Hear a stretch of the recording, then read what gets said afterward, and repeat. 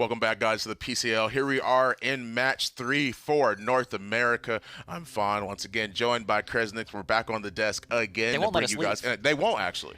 I tried to, and Nick was at the door. He's like, yeah, he just don't. He actually just came in here. He did just come in, and he told us we weren't allowed to leave. Yeah. So you're so stuck with us. Here. You're stuck with us for That's now. Unfortunate. But we actually can't get away. I'm excited to be here to watch some good North American gameplay. Yeah, so am I. I'm really excited for our match 3 today. We've already been through 2 of them. Last has been EU that we just got through. Now we're in North America. Let's take a look at the North American standings before we start just getting into this game. Hydra Gaming and Onslaught 2-0 already. Stremex 0-2 and Heating Up, who is going to be playing right now as well, also 0-2. So, I mean, right now, Hydra Onslaught have pretty much been dominating things. I don't think they've had a chance to play each other yet, though.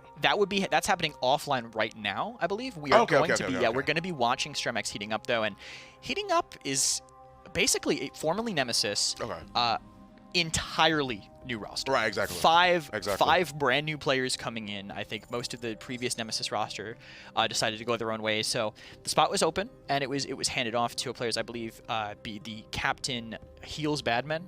I'm not sure. I believe that is his name. I love that name. Should be the captain of this roster. So a bunch of newer players to the PCL, kind of getting their footing, taking it on. I'm excited to see how they handle this because I'm not sure how much time they had in advance for this. So I want to see, I want to see how they work together, how they gel in potentially their first time in the PCL.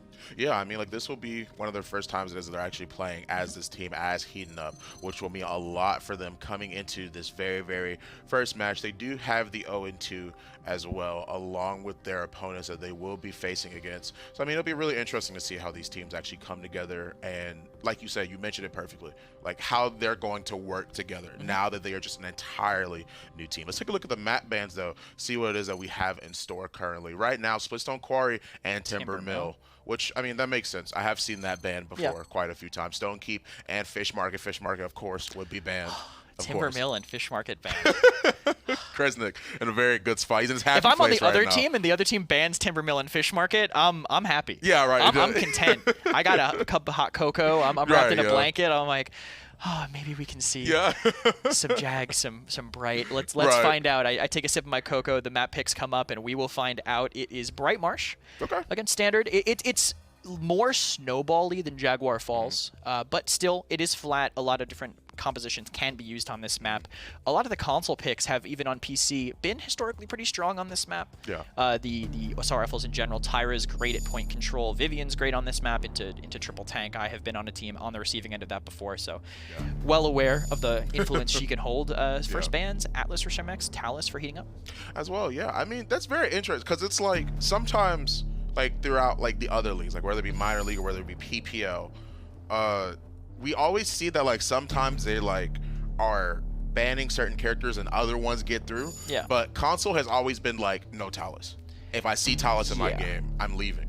Like right now. And it's just the pressure that Talus puts on. He's really fast. He's kind of hard to track sometimes. He can wrap around you. And the fact is, as soon as you focus him, he's just gone. Right, exactly. I mean, he hits the I'm out of here button, and then he is indeed out of there. If you're aggressive, you can counter it. You can get onto that rune and stop him. But if you don't have a composition that can push through the lines to find that rune, he's really hard to pin down, and that's why teams really don't want to play against him.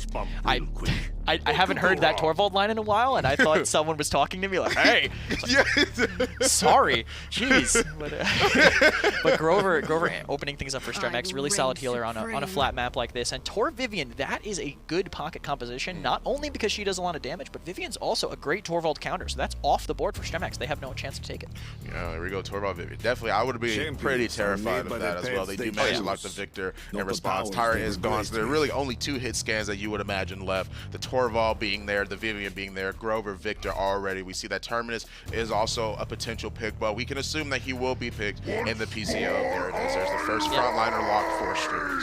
Yeah, the good front line for them, I think, against Torvald Vivian. It kind of, he struggles against the Nullify. Right. Like, it sucks because he can't siphon when that's happening to him, but still, again, an infinite amount of shielding means you can block an infinite amount of damage, and you get all the charges to fire right back at them when the shield does go down. Does not have 100% uptime, no matter how much it feels like it does. Barrick closing things out in this phase. Oh, sorry, Barrick and Genos, excuse me, closing out things in this phase for Heating Up. And if I'm on Stremex, I'm a little worried. Yeah, double damage. I'm looking at Torvald, Genos, Vivian. I'm scared. I'm quaking a little bit. Right, yeah. My boots are shaking. Boots are shaking. Yeah, and I'm a little bit shook I'm wondering why I banned Atlas. Right. Honestly, at this point. Yeah, and didn't try and lock in the Torvald or take away one of the damage embers for themselves. Ash is picked in. Terminus Ash, so that's interesting. You don't see that as often, even on like PCL. You don't see Ash really being picked as much as Terminus is. And this is what's interesting, is that they have a lot of hard engage. They have a lot of, when this fight starts, we're all going in and we don't really have much of a say about it because they don't really have escapes like that. It's not a bad counter to the Torque Genos, I think, because I mean, when you assert dominance, you just can't die. I mean, that combo wants to kill you as fast as possible. The longer you can survive, the more space you can make, and you'll be able to out-sustain the Barrack on the point if you do that. Of course, you're probably going to be the Terminus matching, but it gives the Terminus kind of that moment of respite where he can back up, get some Siphon back, get all that recharging going, and Leon's probably going to close it out for them. Pretty solid counter to Willow, and her ability to burst Victor, means that she can duel him pretty well. It's just the sidelines on this map aren't as good if you can't control the apartments. Right, exactly, yeah. It's going to be all about pretty much controlling that space, controlling that little bit of area it is that you have whenever those mid-fights break out around the apartments. But teams are locked in. Let's get right into game one. Throw it down to our impeccable casters. Thank you very much, gentlemen. Game one about to get underway. Dolson still on the cast, joined by Pretty Hair now for set number 3. Gonna look at a couple new rosters. Haven't seen Stremex yet. And look at heating up, of course, taking that Nemesis slot. So a good telling game, honestly, all around for this third set. Many faces come and go in the console league, so we're gonna judge these boys strictly by the merits of their play. And hopefully they've got something to show us. Here are the talent selections for the champions drafted so far. I think everything is fairly standard. Crush, of course, being...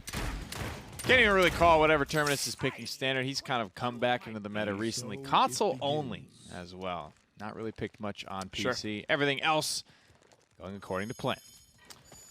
I guess technically the name is Heels Bad Men, but I'm going to say Heels Bad Man because it's, I think, that's more the way accurate God to the intended. meme, right? That's right. Likely this Leon is going to get... Oh, I thought you took high ground off that. I was like, thank you very much. That was baffling. A little bit of gymnastics there. Heels Bad Man. Up, over, back down again. Likely going to get Torvald pocketed. Good shots there. Solaire, the first to go down on the Willow here. Already forced back. Stremex were on the point, though. Got themselves 54%. But some good kills from heating up forced them back. Man, I get it. Torvald Leon, but the confidence of Heels Bad Man right now, I mean, he is just running everyone down. I feel like Heating Up might have been able to turn that one around. Regardless of that, though, still going pretty well here. Heating Up now taking the lead on the objective at 69%. Yo, Sybil. Nice double kill on the Barrack as well. Honestly, I don't think there's a bad target for the Torvald bubbles in this game. Either you toss him on the back of a Vivian and you're happy, just free firing away, or you toss it on a Leon and you get that. That's honestly maybe even a hard decision to make, but I guess it's wherever he's rotating around at the time as of the moment. Heals Bad Man with the bubble and the Genos mark. Those auto attacks are going to be chunking quite a bit. That's what I thought too. Honestly, loading in, I assumed, because Torvald Vivian is a console classic. But, you know, Leon Torvald is kind of a newer school thing. So to see her get the bubble, I'm like, oh, well, yeah, I guess technically that is the way people are doing it nowadays. Vivian has her own little damage amp source there with her talent, so maybe she's kind of better to be looked at alone. Wow, look at that. The Enlightenment is going to get a kill. Clip a second. If Vivian pushes this, I don't know if she knows how low these targets are, but there could be some more on the pot. Yeah, splits the uprights there with the Enlightenment. 1, 2, or 3. Chose 2. Got 2. Dome shield down from Neo. Sybil gets the kill in this case. Sentinels are ready. Torvald and Genosmark are going to make that hurt even more than normal. Shredding away once that Siphon goes down, to be sure. Terminus forced back into the apartment side there. Look at that health bar melt. Oh my. Heals Badman was around the side as well. They're going to force the Grover Whirlwind there. It's not a bad thought here. A couple of ultimates still in the pot for Stremex if they want to hold on to a couple of their resources. Heating up, same story there. Looks like it's going to be the full hold, at least for a time, out of Stremex. Faith Flight, Barrage still ready to go. Sir Dominance coming up, Reanimate on its way as well. One of the slower charging ultimates, not just in its base value, but just the old knife to the gunfight principles. Terminus does not get a lot of free poke damage. He does not get too much outside of the axe swing, so all those factors compounding on each other. That ultimate, it might be the most important ultimate in the game in terms of when you pop it, to the point where when he was meta in the Premier League in the past, we would see maybe 1 or 2 per game. You're not even guaranteed to see 1 per round if it's not the exact right moment. Give me that morale boost 3. Oh, yeah.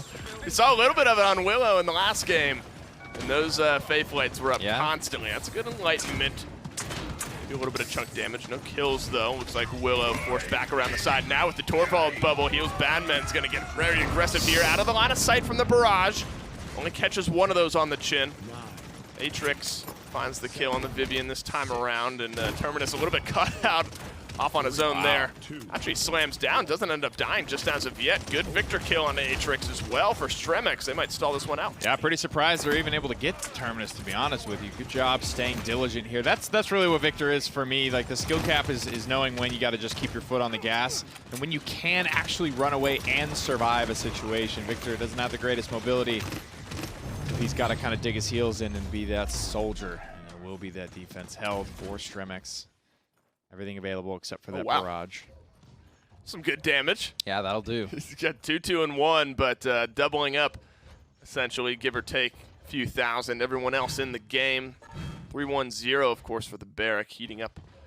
Looking good there. Salty Saint 0-1 and 6. Stremex, though, on the opposite side. Victor 1-0-1, 3-2-2 on the Willow. Of course, very strong, solid. Those are defensive slash lines on their side. Yeah, biggest thing, kind of holding that corner, holding those choke points. Obviously, Stremex have the front line advantage to be able to do that. Barrack, you can see second on the damage chart. He's kind of there, you know, do the damage, and he's going to be a real true frontliner for 6 seconds a couple times around every time he slams the dome shield down. Outside of that, he really is there to just, you know, throw his hat into the ring, do a little bit against Terminus, but, you know, cleaving turrets and Barrack at the same time. This is not a good matchup for Barrack to sit in on for too long. Already forced back. Got the Genos mark. Going to be able to poke out Terminus. A little bit extra. Assert dominance off to the side. Opens up the fight for Stremex in this case. 1-for-1 trade. They're going to get rid of the Torvald. He hasn't necessarily been the linchpin for heating up. They can still definitely do tons of damage in this fight if they're able to find themselves in a good position here. Shoulder bash. Just to change the position of the Ashe in this case. Forced off to the side, though, are heating up. Low health bars as Stremex look to push the gas here. Stremex are really just playing their sustain and their mitigation right now so well. Haven't even needed to burn the reanimate yet. Their biggest tank ultimate is still available, but a line to the back line is open, and Heels Badman finds it. It's a beautiful double kill, looking for more. Maybe make it 3 in this fight. It's an unofficial triple. Could be a quadra, could be a penta at this rate. Atrix take that one away. Reanimate, maybe. Not going to use it just now. Heating up 99% for Stremex. Could not have come a moment sooner. Yeah.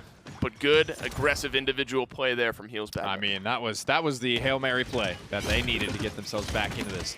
Reason you don't see Reanimate pop there. They are so far ahead, Stremex are. True. They just wanted to see if they could get another pure take back. It's going to kind of come down to the wire here a little bit. Expect about, 80% or so. Hyper Beam could be good. It could send Terminus off, but not quite. He's able to catch the wall on that one. The barrage this time around looks like it maybe plugged a little bit of damage on the Genos on the back line. Solaire or Stremex, first kill in this engagement. They have 99% heating up with no room for error. Through time and space might catch one. It does, and Grover at that. Heels Badman get a double kill, but Stremex, they capture it just a little too late for heating up. Yeah, again, that's that big early lead coming back to haunt them. Unable to kind of keep diligent on the objective, keep an eye on the ball. And Terminus still not needing to use that reanimate. That was the purpose there. I think, spilt milk and all that, but if that Hyper Beam could have just shut it all down there. I think Willow not only getting the kill on a Vivian, getting in to touch the point, and then getting out alive. Yeah. That's a little bit too much for me personally. I think that Willow should have paid the iron price at some point during that engagement. Instead, no price was paid except for Faithlight now, but by his own volition. He's flying around up in the air. And the Terminus finding the kill on a Neo Sybil here. It's going to be a tough defense to crack if you're Stremex. You're fighting into a Leon, into a Vivian, both with damage amp potentially on them at any given time. Honestly, I mean, good for them that they've been able to push out this far, but I imagine heating up are going to kind of dig these heels in around this corner. Taking trying to make a stand anyway, getting Void gripped out of Assert Dominance. He's going to send Clarida back to base for the time being. Heels Badman has a Torvald behind him, commented on it in the first round, getting very, very aggressive. If anything, I think he's probably the key to cracking this one open. You catch him kind of overextended because confidence is running high right now. He's made a couple of really, really nice plays But everyone's got to get heat checked eventually. And speaking of heat checks, you got 3 streaks ready for heating up. Genos, Leon, Torvald. 3 ultimates ready for the defensive stand as well. Of course, they're unable to use that assert dominance. Nice double kill. Salty Saint through time and space hits 2, gets 2. Atrix as well is able to follow up on the damage. Heals Badman, makes it 4 for heating up. Damn. Hard to lose a fight when you started off that way. Oh, no. It's like bullies in a locker room. Hate crime. Come on. Deforestation. We have to stop it. We have to stop it together. You heard it here first, heating up. That was one of the funnier staggers I think I've ever seen. Yeah, because it was a true like 5 grouped up members of heating up just staring down one member of the enemy team. Does not get more blatant than that. Taking poor Grover's lunch money. Last couple of seconds of the round here. A lot of progress to go if you actually want to see a Stremex conversion here. Still sitting on that reanimate. Again, that's a very, very slow to charge, but very impactful round-changing potentially ultimate. So you got to use that. You got to make absolutely sure it's the best time. It's been up for I'd say a good majority of these last 5 or so minutes, maybe. First kill, maybe already. Onto the Terminus here. Solaire, though, first kill. Heals Badman. They're also going to use their Whirlwind, investing a lot. Yeah. Actually, well, Whirlwind is a lot, but none of the other 4 ultimates starting to fly just yet. Heating up, holding down this line. Overtime is going to expire so quickly if Heating Up is able to find any sort of space here. Neo Sybil as well falls.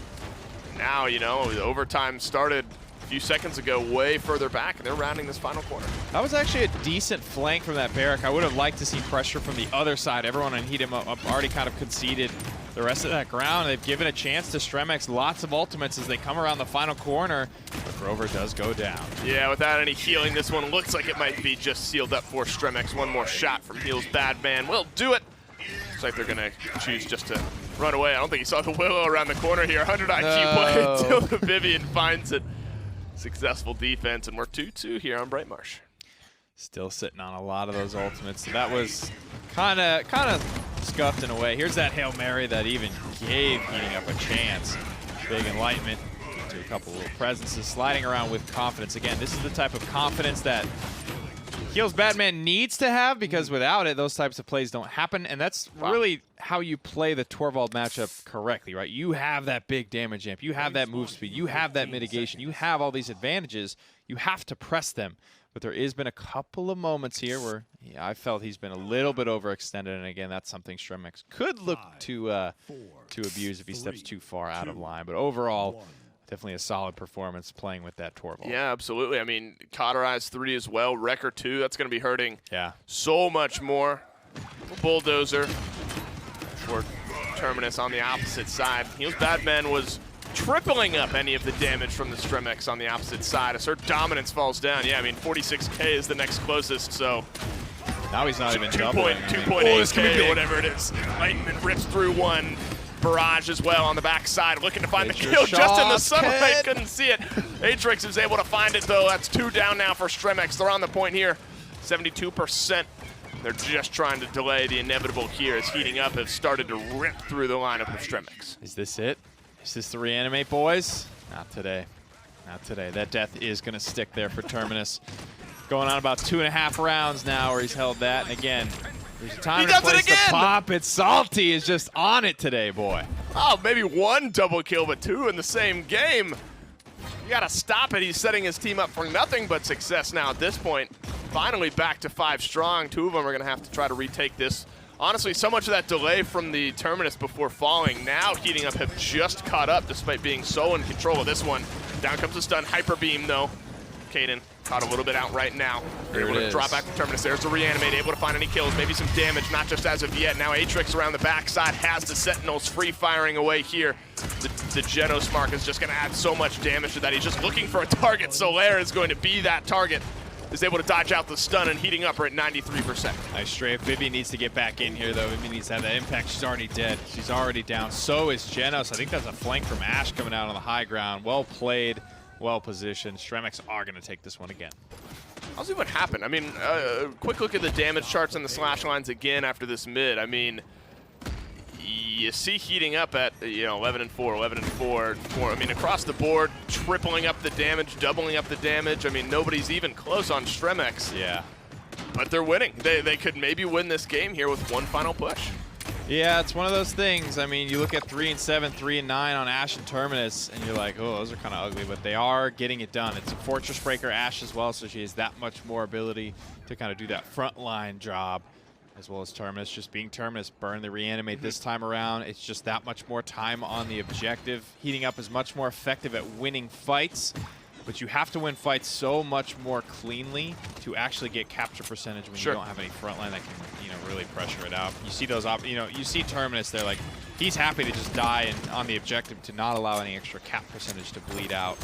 It's definitely like a frontline efficiency thing, and I think that's part of what Stremex are doing well right now, but Heating Up's just got to find a way to get it done cleaner and faster. Minute and 24 seconds left. They're going to have to try to defend here if they don't want to avoid going out of this game. Clarita drops down the assert dominance, heals bad men though, finds a kill onto the healer on the backside. Solaire is gone as well. Likely is going to be a clean sweep here for Heating Up. Looks like it's going to be that way. Time down now to a minute. I mean, this is a lot of stat padding though that goes on. I mean, Heating Up kind of held the defensive end here on the last round.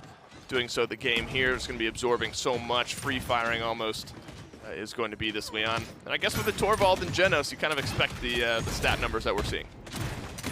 48 left on the clock here for this round. A lot of big ultimates have already been. Oh, he's lining up another one. I can feel it. Hit me with a triple-double. Salty's looking for it, man. I know he's got the eye for it. He's already hit at least 5 on broadcast. I don't remember. I think we've actually caught them all, but he is on point with those beams today. Boyd gripping up the Terminus, trying to give his boys some space to work with. But again, you see the front line really is dictated by Heating Up, man. They just go to bully this Barrack Torvald around wherever they want him. Yeah, the Barrack does not have a leg to stand on right now. Through time and space, this time does not connect. And actually, Stremex are finding the kills here. Heating Up are forced back. There's 8 seconds left on 2 of their members, 3 left defending, and they're on the low ground. They cannot get back up high. Stremex has free fire potential as they round this corner trying to end this game. Here it goes now in overtime. It's not going to be, they're going to be able to reset this one. If anything drastic should happen, but the longer it goes on, the quicker that window will close. Sentinels are out as well. One of the better ultimates to make a stand. Dig in your heals, and there's the first pick. Same pick as last round as well, Grover. He can heal from out of line of sight. I'd prefer if he would just stay out of line of sight. He's going to be out of the line of sight, but back at base this time around, the Sentinels are going to secure the final kill. And you're right, I mean, all it was the pick on the Grover that time around, Atrix. Salty Saint, some good shots here. I mean, that is Christmas morning. Of course, you can't quite see that on his screen, but what he does see is the double kill pop up. Grover Victor out of the game, but unable, as of yet, to convert that into a successful mid-capture. Tripling up everyone except for the Victor on the opposite side. I mean, he's pushing for 200k damage, which would be kind of nutty, but if there's a lineup that's going to help you do it, a Torvald Genos Leon is likely going to help. Ooh, yeah. A lot of good, real pretty slash lines here. Heating Up, hopefully, losing the last 2, much as it sucks, it kind of helps you, get perspective on what you're doing wrong and give you ample time to fix it. Clearly, they have what it takes to win these team fights, to get these kills, and already ripping out of the gate. Heals Badman with a big one. Solaire rounds the corner, finds no success there. Let's get aggressive. The Torvald Genos pocket right at his back. Atrix, though, can do it just as well. Lots of damage from the Vivian. And this is so different from Heating Up. They only got 15% for Stremex when we're used to seeing them 50, 60, 70% at this point. That's big. I mean, they're starting to figure it out. Heating Up straight to the back line. Obviously, that pick on a Willow, that might have been a little fortunate, right? That was very, very quick that they got that. But that's the idea. You cut out the legs from under this very, very big, beefy front line. Grover dies immediately after Willow goes down. Here's the take-back attempt from Heating Up. That's going to be the Faith Blade that's going to try to do it. It's going to successfully get rid of the Vivian. 1, 2, 3 shots all connect. Enlightenment double kill, though, from Solaire is going to go over. Is looking for 3, maybe even 4 if he's able to find the damage. Clarita's going to be the one to do it. Heating Up with 81%, but they're getting ripped through. The retake attempt is successful from Stremex, and now they're putting in a good zone. This is really good from Clarita. Have to just make sure you capitalize on this kill, though. Getting healed through the wall by Genos. Runs into the wall a little bit. This might actually be it. If they zone well enough, it's going to be tight. Through time and space does not connect again from Salty Saint. He's been gone fishing for the last 2. trying to wrap around this right-hand side. Goes the Vivian. Clarita right around this side here. Neo Sybil yet again. No more Barrack. Now it's going to be up to Terminus to try to play point tank here. Heals Badman, finds the kill, making it double. Ooh. The reanimate rips through the Leon, but does not clean her off just as of yet. The slide through. Overtime begins, and it's Stremex who it's in favor of. Great try there, but I think this overtime is going to expire in favor of Stremex. The front line just gets it done. Enough stabilization there. Again, I want to commend Terminus. I mean, he kind of put it on display there. Two reanimates, very impactful. They turn around those payload fights, and the game goes Stremex's way. I am sad if I'm Heals Badman. I'm verging on 200k damage. What can you do? But you're right. I mean, you're right in that so much of that is dictated by what the front line was able to do on the Stremex side. The Terminus, you know, slash line might not be great. Objective time, I think, is going to be a pretty good indicator when we take a look at the stats here in a moment. I'm curious if he got close to that 200k. Yeah, he did. Crossed it. 206 for Heals Badman. They don't get the win, though. 3 members above 6 digits.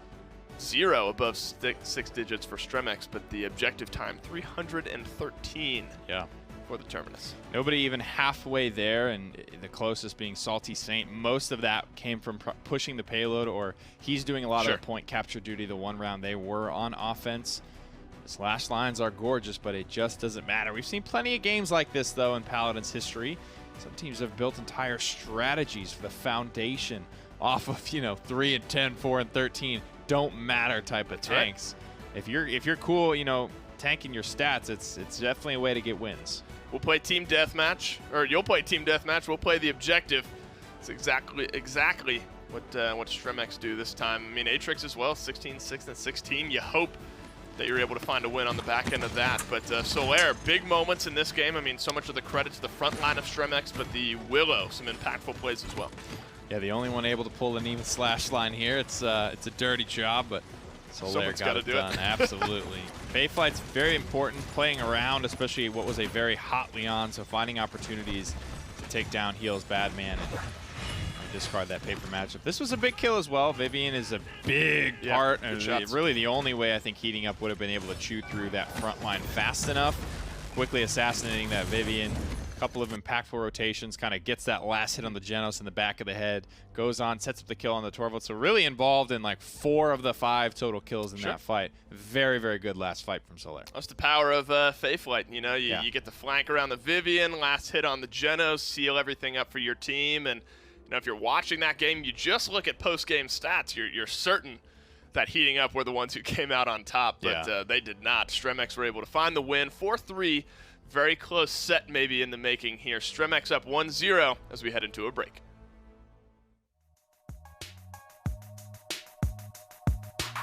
INAP, powering the control room for the Paladins Console League.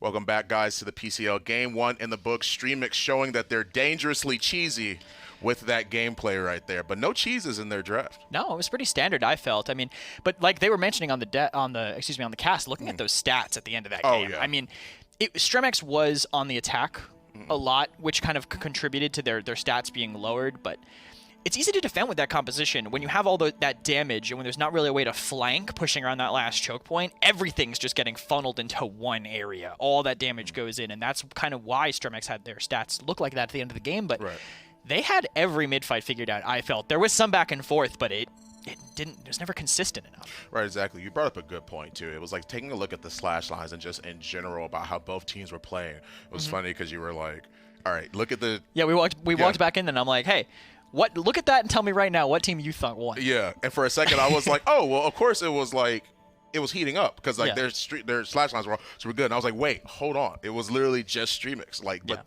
they played it extremely, extremely well that game. Game 1, once again, in the books for them. We're going to take a look at the maps for Game 2. They decide to, they opt to go for Serpent Beach this time around. Now, this is interesting. They're probably going to stick with the same, I don't know if it was them, but the Talus Drogos ban, I feel like, would still be good here in this scenario. Yeah, most likely. I mean, Talus is a pretty consistent ban on most maps. He doesn't have the verticality to thrive on this map, really, but he's still playable. Heating Up are going to start by banning Victor.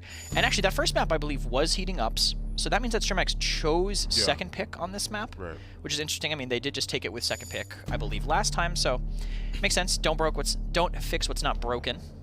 Victor and Terminus for Heating Up. Terminus, I guess they want to go for a more...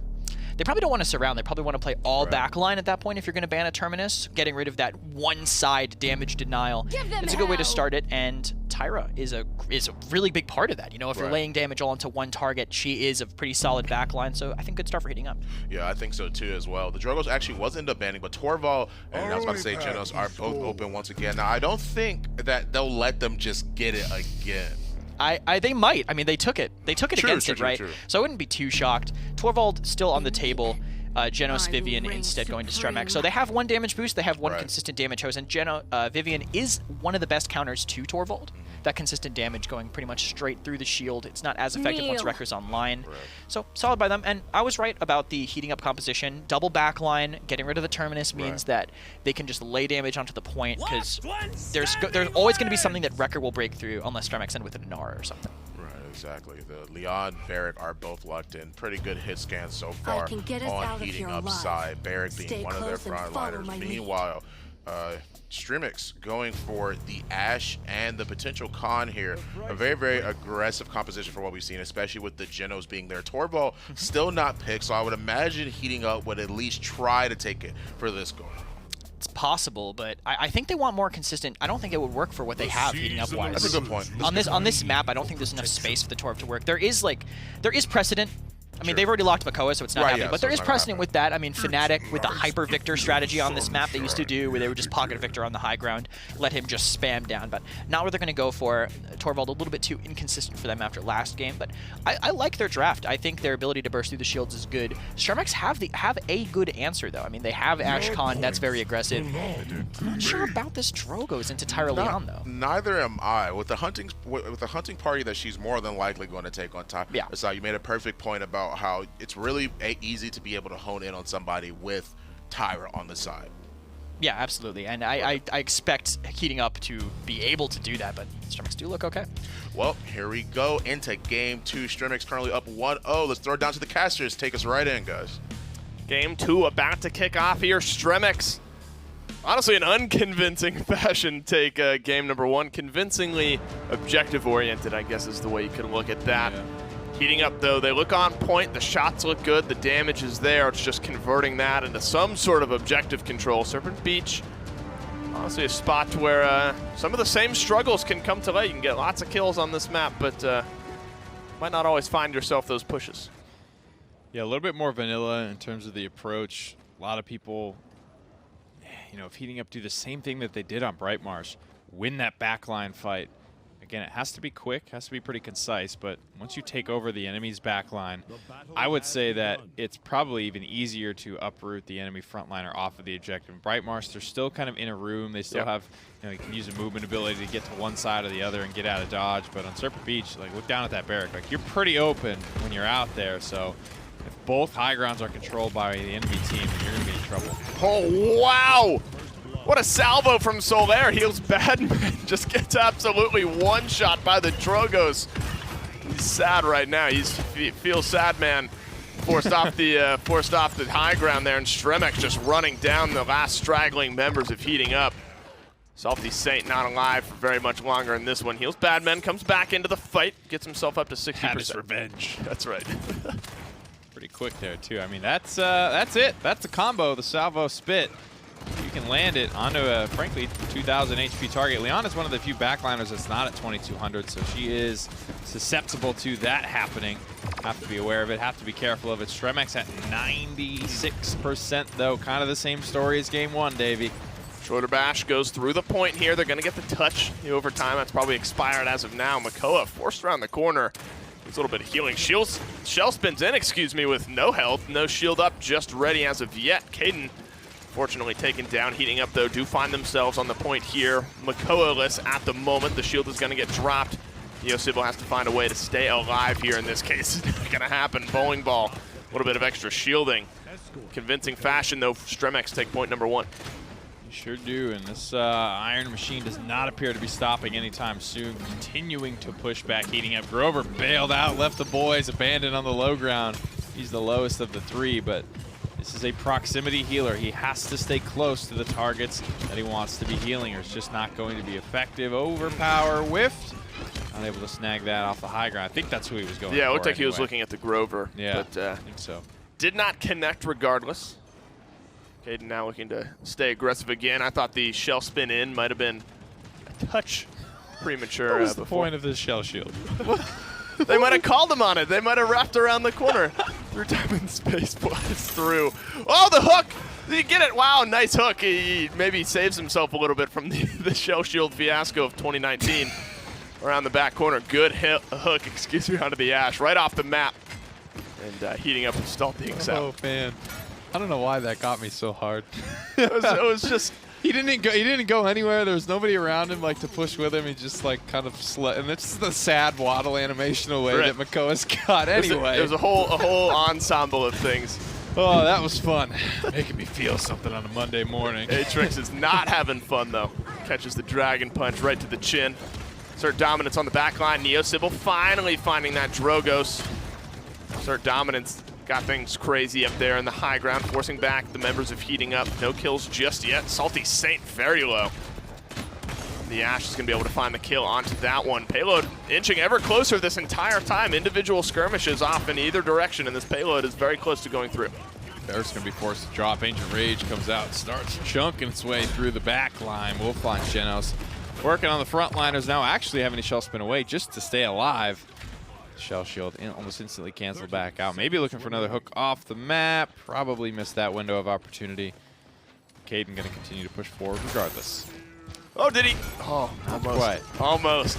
Inches and millimeters away maybe from doing it yet again. You can see where his mind is. He loves playing around this side. The thing about doing that to Khan, though, is you miss that. Then you risk putting him in position for a commander's grab, and then your dumb butt just gets flipped off the map. That's true. He gambled.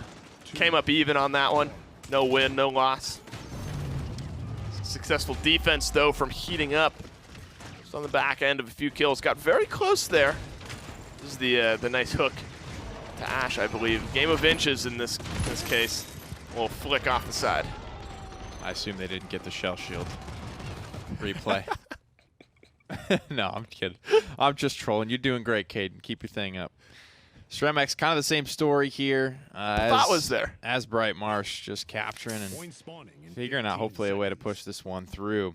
But if you're Heating Up, you're looking at your ultimates that you have available, everything except Ancient Rage. But Ancient Rage is a pretty big one, especially here on Serpent Beach. It might be a little telegraphed, but it allows that Makoa to just really W key straight, or I guess left thumbstick straight at the enemies. Get in the back line, maybe miss a hook, doesn't matter. You just Ancient Rage and you scatter all the flies off of their high ground. It's not something he's going to be working with this time around. Got to be careful of the Drogos assassination. Ooh. Really going to get caught by that one. Leon, both times, out of the gate, has just been assassinated.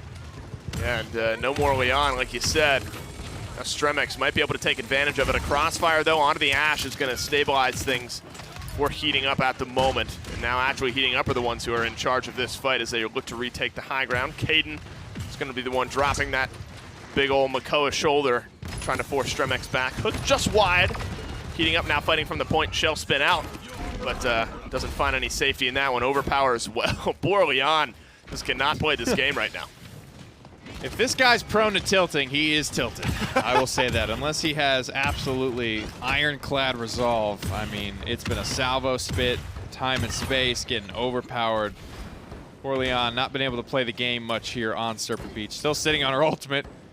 more of as a result of just being dead all the time, and I don't think he's going to find much ground to pop at this time around. The objective has already gone Stremex's way yet again. Nothing else. I mean, this is our first look on stream of Stremex. If nothing else, they're going to be a convincing objective team, I think, in a lot of these games. They've done a great job of it. I mean, Heels Badmen's had a hard time in this game. 200k damage in our last one, still lost. They're addressing a lot of their issues, I think. Whatever issues there were for Stremex, they fixed a good bit of them. Assert dominance onto the high ground, stuns up a couple. No kills just as of yet. There's a pretty low Makoa if he's able to land a few more. Might have to back off when the immunity wears off. Looks like he might just do that. The hook in actually gets him in a little bit of danger. He's not going to get cleaned up, I don't think. Maybe escaping with his life. I was going to say, where's Drogos? That was A+ setup from Ash there. 3 people stunned out. I think there was probably a total of 4 up on the high ground still. She's keeping a lid on 3 of them. That's the type of scenario that kind of frustrates you as a tank player, I think. You know, you're in that 1v3, arguably 1v4 situation. The rest of your teammates, like, what are they getting done there? Somebody turning around, wondering what's happening. Somebody should have followed up. Really, Drogos, I mean, he's the only one that could get up there. He died to Leon, though. I'm not sure what angle that happened at, but he was definitely the one I was kind of looking at. All right, this is something you can handle, my friend. It goes unhandled, though. And Stremex go searching for their 3rd point in this game. Trying to pull things back now against Heating Up. Be firing away as a Vivian. Hook just wide. That likely would have been a dead Vivian. The rest of Heating Up were ready to capitalize on it. Sentinel's already ready once this round goes down. Have not been able to destroy the current ones, and I imagine Vivian will feel a little bit more aggressive maybe in utilizing those, given how it's been handled up to this point. Salty Saint, though, at the first kill in this little side skirmish. Stremex are going to 4-man reverse sweep here on the back end. Some good long-range axes from Salty Saint. Helps Heating Up maybe find a defense. 20 seconds on the clock. A couple of ultimates left, but I don't know. It kind of takes a minute to get across Serpent Beach, especially if you're getting zoned out. Khan might be able to get there. I think a dismount might just do it. Yeah, that might do it for Dragon this punch round. in to get a touch. Yeah. he might have been looked like he wanted to come over that wall. I think that's going to do it for this one. Quiet end to the round. Most people just holding on to their ultimates this time around. Kind of the same story burning here. Nobody really pulling away. Without that Torvald behind her, though, 3 and 5. Again, it's been a tough start for Leon. I'd love to see what happens when she actually kind of, gets some more uptime out there in the world. Is allowed to play the game. Yeah, that's a good start. Eridos at 7-3-3 on the Vivian. Good damage, good for top in the game. Solaire, I mean, at 37k, good kills, decent assists, but, every once in a while has kind of disappeared from a handful of these fights, whether it's been, just losing a skirmish with Leon, which maybe you expect a Drogos to do. A little bit more uptime from the Drogos as well might seal things up here. But Stremex looking like poised to take this next point as well. Might just have to be the way it is, with double hit scan and frankly even Grover threatening this Drogos in the sky. Solaire has to be pretty careful about when he shows his face. Has that salvo primed. I'm not sure where he intends. Probably wants to get these girls in the back line if he can, but settles for Makoa. That's some good chunk damage. Atrix off screen able to find the first kill onto Ash. That's where you look for the Drogos to find a little bit more through time and space. Not going to find anybody this time. Close. Stremex, 4 of them all forced back here. Atrix has had a good but quiet game up to this point. Heating Up, unfortunately, going to get caught out by the overpowers of Makoa here. Good from Corrida. The last 2 have been good. 54% for Heating Up, so even if they're forced back here by the Assert Dominance, which they absolutely are, they've at least stalled out Stremex and get another shot at this. They just have such good ultimates when you think about it. I mean, Assert Dominance, overpowers, you can Dragon Punch somebody. It's a lot of ways to get free picks on this Stremex side, and there aren't exactly super difficult ultimates to land either. Speaking of free picks. No. Oh no! Can't get off the ground. Apparently Drogos is a free pick, nearly, and that would have been a perfect timing right into the Ancient Rage. Instead, he's going to be free to swing away and clean sweep the members of Stremex here. Mateus is the last one to go as the Genos is back at base and Heating Up. This is going to be point number 3 for them after back-to-back defenses finally are able to get involved in some of these fights and win themselves a bit. No, going their first offense in a long, long time since That first one there in Bright Marsh. See what they can do for it. Offensive potency, though, that has not been something Heating Up has lacked. They can just find a way to get it done. They will struggle, obviously not being able to take any high ground outside of Grover, and I doubt we're going to see him go lone wolf and just start fragging out. Hit me with that flank, Grover. Well, it's not going to happen now. That's what we would fire salvos. You got it. You got that solo Grover. Unfortunate result for sure. Not enough execution power, I don't think, in the solo flank. Definitely not. Definitely not. But what they do have is the ability to mark somebody up in the back line, you know, a big axe and a big presence from Leon. That's where their pick potential comes from. That's where they can crack this defense open. And it's not even really somebody overextending. It's just really peaking at the wrong time. Those stars align, which aren't too difficult to get to align, right? You slap that mark, everyone's looking at the marked targets, and they just kind of blow up from there on out. That's the way I see it happening at the very least, but you can see the struggle when you're allowed to just sit up on that balcony for free and just rain down from above. It can be very difficult to play into. Nice poke damage. Good fire spit there from Solaire around the corner. Well executed off his Aatrix. Sybil gone as well. Makoa get up there. Did he walk all the way around? See, this sucks. You know, you walk all the way around and you die. You're slowly having to realize, I think I have to drop. I think I have to go back down. And you stay too long. I would have done that too. Yeah, I would have been like, I will make my stand here. And then I'd immediately die. Yep. Vivian just comes ripping around the corner, puts you in the dirt. Could end the game Heating Up if they can just find this conversion, but so far no good. And they've burned some ultimates. Have we seen a successful push in this game? I actually no. One on Bright Marsh, right? I don't think there was one on Bright Marsh. I think those were all hope. Oh, at any point, all these defenses have been stalwart. And looks no different here for Stremex. Ultimate starting to get charged. Heating Up, though, used a little bit. Whirlwind, notably just now, thrown out just to keep them alive and in this game. This map can move kind of quickly if they're able to find some picks, with the first one being onto Solaire. Things get interesting, but able to answer back onto the Tyra is so important here. Heals Badman just kind of free-firing in this backline right here. Is not able to win that 1v1. Okay. It looks like Stremex have sealed the deal, and we're going to move on to another 0.7. Though the respawns are in range, they're going to force them back here in this case. Likely time expiring. And a 0.7 mid yet again for Stremex. Well, well, well. This is a good spot for them to be. Not only are their slash lines even better than they were on Bright Marsh, they have a ton of ultimates. Everything is available for Stremex. Like you mentioned, Whirlwind was used, one of the faster charging ultimates, though, so it's already almost back to 60%. But even, you know, at 84%, it's close, but you really want stuff to be available right away. You know, taking control of the pace of the round is such a better approach, you know, from what I've seen in the past. And Stremex are absolutely in the driver's seat to be able to do that. Comes down to hitting it. Obviously, they've got a couple of skill shot-esque ultimates. The Dragon Punch can be missed. Time and Space can be missed. Overpower absolutely can be missed. I'm looking for guaranteed value out of Assert Dominance. I think Sar has done a great job so far. Just needs to keep up what he's doing, and they'll be fine. We haven't seen much of the Assert Dominance paired with through Time and Space. Oh no, executed out of it as heals Badman onto Sour. Good for him on the Ash, or the Leon, excuse me, rotation that time around. Forced back though, able to answer back one. Okay. Vivian onto Sybil, so they're able to get a frontliner gone. Oh my, 20 health left. Nice shots from heals Badman. Clean rotation onto the Vivian, and now Stremex are fighting an uphill battle back to this point. That's frustrating, because that was such a great pick grab from Vivian as well. Just that quick assassination on the barrack. Here comes the Dragon Punch, though. Still plenty of ultimates. Remember, Stremex really didn't use a whole lot there. Find the Makoa, but it's going to lose his life for it. Yeah, it's a 1-for-1 trade right now. It's a Makoa for a Drogos. Who comes out on top of that is going to end up being determined here. Overpower, like you said, still up and ready.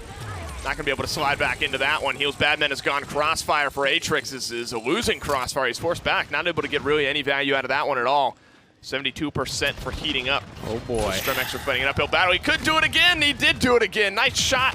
Nice hook there from Caden. Gets rid of the Ash. Now Heating Up with a chance to get back in onto it as Stremex have gotten themselves 78%.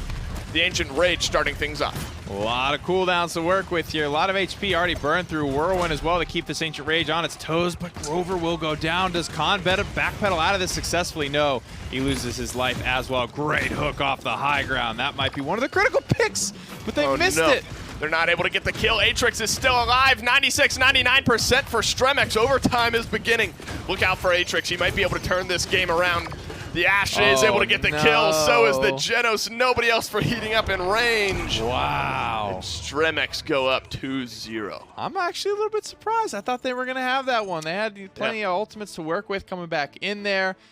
That's a high-pressure situation, though. You can see some shots missing. That was a great hook. The follow-up doesn't get it immediately. You know, a lot of people kind of going down there in the hustle and the bustle. Everybody was kind of dogpiling onto the objective. That's just the way it goes. But that's for our viewing pleasure. That's the gladiators fighting down in the Coliseum for our entertainment. Well, now Stremex has shown us that they can do it in two different ways. They're going to be fighting the losing damage battle, but winning the objective battle. This one a lot more even, I think, damage across the board. But those little minuscule moments that end up playing a big story. And Stremex yet again come out on top. 126,000 damage. This time Stremex do have the top damage dealer in the game. Only about 20k higher than the Leon on the opposite side. But overall well played. Still the Ash top objective time in the game. Slash line's much closer this time around. Bit of a tough game from the Grover and from Sybil on the Barrack. Yeah, this Fortress Breaker Ash is a little off the beaten path, but frankly the impact has just been good enough, you know, regardless of the talent choice. The ultimates were on point, except that last one, unfortunately. Getting thrown off the map a couple of times, but, you know, Sarim does a good job, I think, staying involved, staying impactful in a game like that. Unfortunate for Heel's Badman, without that Torvald pocketing, the performance definitely noticeably worse. Yeah, I guess there's a bit of an asterisk on that 206k damage.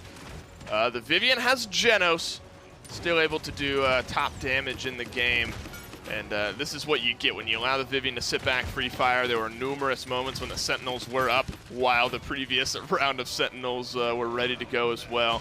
And made good use of all the space that his team bought him. I mean, you look at the double damage, and when Opportunity and Chaos gets procced, and you have the Luminary applied, that's kind of a long range for Vivian. She's still hitting almost upwards of 200 damage a bullet. When she really gets into her zone, though, that's when people start to fall apart. But with those double damage aim sources, it really makes Vivian kind of viable from some of those longer ranges. Yeah, I mean, I notice her on split zone core a good bit. You just plant her up top or around the bleacher side, whatever it may be. Definitely moments where Vivian can be super effective from those long ranges. But Stremex, very effective so far, up 2-0. We'll have game 3 right after this. Respawn, the official gaming chair of the Paladins Console League.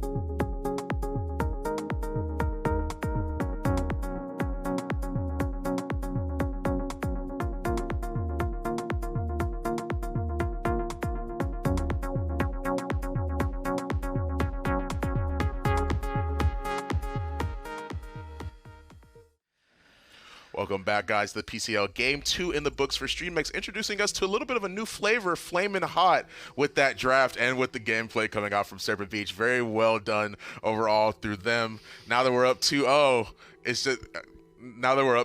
it's looking pretty good for them. Yeah, I mean, they looked pretty strong on that map. It went to 4-3 again, but I just felt like a lot of the fights were in their control outside of a few really good hooks, I think, from the Makoa. I just felt like they were doing good on all the fights. They had good retakes, I think. The pressure on the side was strong, and I can't believe they made the Drogos work, like to the level that it did. Yeah, I mean, I can't really believe that either. I mean, like, they did really well on Serpent Beach, just not only from the perspective of just the Genos they had, but I asked you before the game had actually started, I was like, is Vivian with the Genos really like redundant because of Opportunity and Chaos with the damage amp? Does she really need that exactly? She doesn't need it, but right. I mean, yeah. it doesn't hurt. Right, exactly. Yeah, of course. if you're of course. like, don't put that Luminary on me. I already have Opportunity and Chaos, but that's neither here nor there. We can look at what's coming up next map-wise in this set. Vertical map out of the way, and a very flat map coming up next. Frozen Guard are going to be coming in for heating up after losing the last 2 maps. So they are feeling, I don't know, I think they want to play a longer range map. They wanted to play double backline that last map, and right.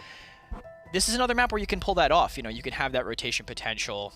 So they're kind of going to what I assume would be comfortable if they felt comfortable in the last draft. Yeah. With Frozen Guard being this map, they do get rid of the Atlas. It's still standard ban. You see the Talus. Or will they go for the Victor next? Doesn't matter, because I'm pretty sure Talus is going to end up being banned as well, because there's no way with how frequently that he's This is a good map for him, too. True, exactly, yeah. And on top of that, like, there's no way that he would not get banned, and they would just give first pick to... Wouldn't be shocked to see him. And he's already locked, so we're going to see him here, which means, I mean, that's pretty strong into the double backline, depending on how much distance they can keep. Like, if they do try to play kind of split 1 and 1, that'll be rough. If they play both together, rotating on each side, like, no matter what side they play on, if they play together, it's going to be a lot harder for the Talus to get in. Sure. So heating up, I'm assuming, I mean, these console players have been banning and playing Talus very early for so long, I wouldn't be surprised to see them knowing how to deal with it. Neither will I. Heating up, opting to go for the Tyra Genos as well. Still a little bit shaken by the fact... Double damage amp. Yeah, double damage amp. On top of the fact that I was literally just... like a little bit taken back by the fact that I was really just saying, I was like, okay, well, there's no way they're actually going to be able to lock Talus. And then, of course, here he is in the flesh. Leon being the second pick for them on Stremex's side. It's going to be pretty good for them. I would imagine that they have a lot of hit scan now. They have the range it is they need as well, while also opting for the Terminus on their side. Heating up, if they get a Makoa here, this could be really tough for the Terminus. Just having that CC straight at him they can do. Makoa is also decent on this map. They might go Khan instead. Overpower has no distance. Plus, if you run Vortex Grip again, that's a very good way to confirm on the term. Makoa coming out too, if that happens. This is going to be a really tough game for Terminus. He doesn't have a lot of places to hide to recharge his Siphon. For sure, yeah. On top of the fact that I would imagine, you mentioned a very good point of if they group up, then they're in trouble. Well, that the Talus is in trouble. Yeah. If he finds himself in a situation where he's trying to flank somebody and they all just so happen to be there. I feel like this comp that Heating Up currently has would be a composition where you would see them at least have pretty proper backline support. Yeah, I wouldn't be too shocked. The thing is, against the Terminus, unless they CC him, they're going to have to split to do the right damage on him. So it depends on how quickly they can burn this Terminus, I think, of how effective the double backline is going to be. But we still don't know what their final DPS is going to be. It's going to be Binary Star Genos is most likely what I would say. So that means the damage amp isn't there. Or they're running Focusing Lens Ying. Or they're running double healer. I mean, all that could be possible, but Binary Star Genos is not, we're not a stranger to seeing it in console. Can you see the Vortex Grip for Khan to deal with that Talus? The Talus would most likely blink away in time. The Vortex Grip, if it's coming in, is going to be probably to deal with the Terminus. Okay, well, you heard it here first from Kresnik, folks. We are here at the desk. The teams are locked in. Game 3 we're going into. Take it away, casters. Down to Frozen Guard we go. Not something that I get to say very often, to be honest with you. We don't see too much Frozen Guard, but we get to see it here today. Up 2-0, our Stremex, 1 win away from the win over Heating Up. I'm excited to jump in here, see the talents, honestly. I mean, Genos Yang on the same side, double healer. I mean, I can't imagine wanting to move away from that damage amp, but it might just make sense. Luminary, Focusing Lens Ying. Yeah. Yep. Yeah. Yep. Yep. I don't know. Is that a questioning yep, a great yep, a sad yep? I don't know yet. We'll see. It kind of depends. It's a tentative yep. There's merit to needing Ying here if you really feel like you want to play the objective more. You feel like you have enough damage across Tyra Khan and Makoa. With Hunting Party and Luminary. I definitely think Luminary is the right call. We'll see how the Ying pans out. Did get a buff recently-ish to Focusing Lens. Heals Badman making a wild switch up here off of Leon. Now onto the Ying. We'll see how it goes, man. We'll see how it goes. I'm willing to try anything once. Sure. I mean, I guess, you know, Heals Badman is the guy who's been doing all the direct damage for this Heating Up lineup here, so... if there's somebody who's going to do Focusing Lens Ying, I guess it's him. He's already found a little bit of chunk damage onto the Talus. Actually assists the first kill in this case.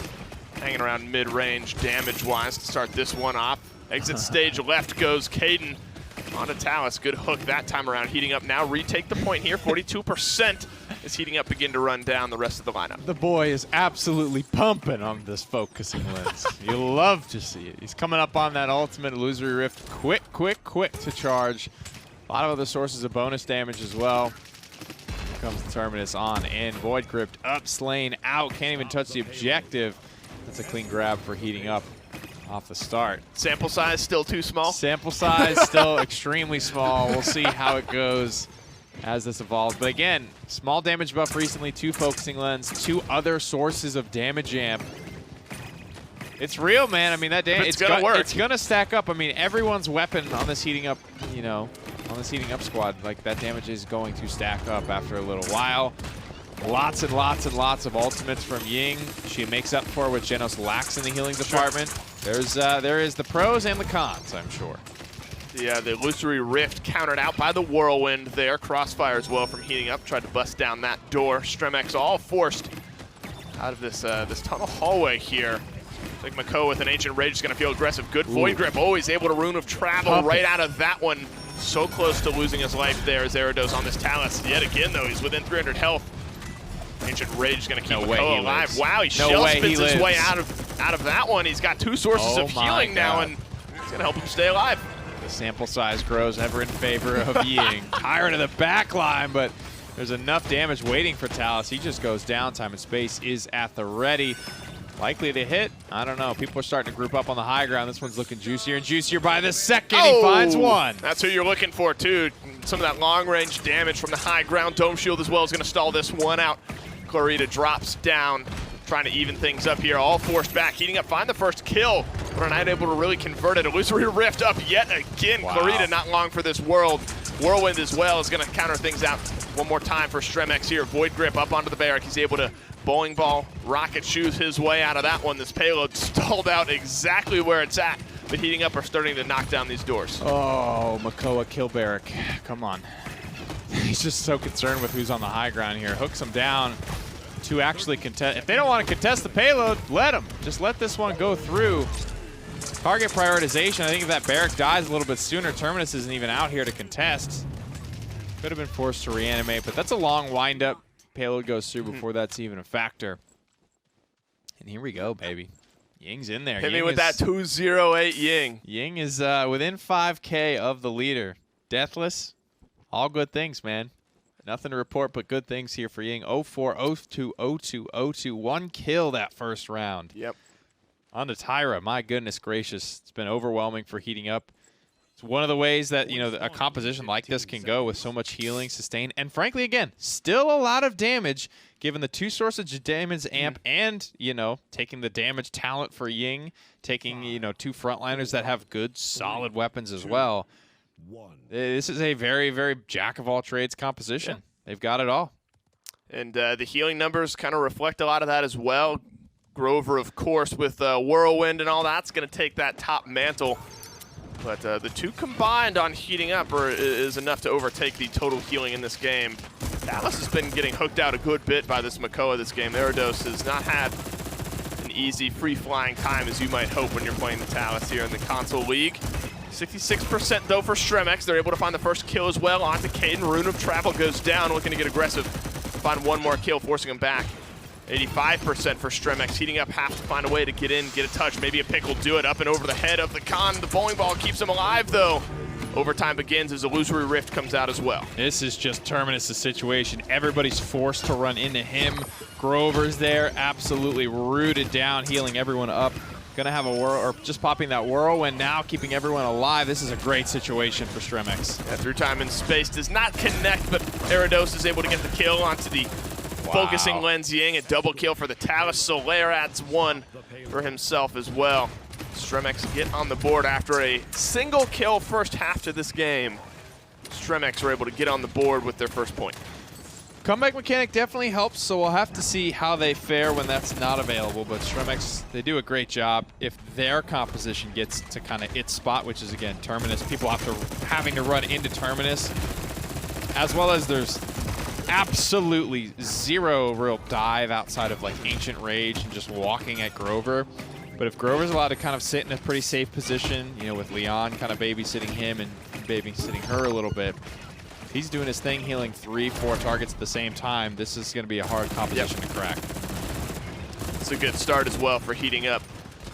Getting rid of the Grover to start off here, so Stremex all forced back. Maybe trying to predict a little bit of a stun there as Clarita. Sybil, privy to that though, does not round that final corner.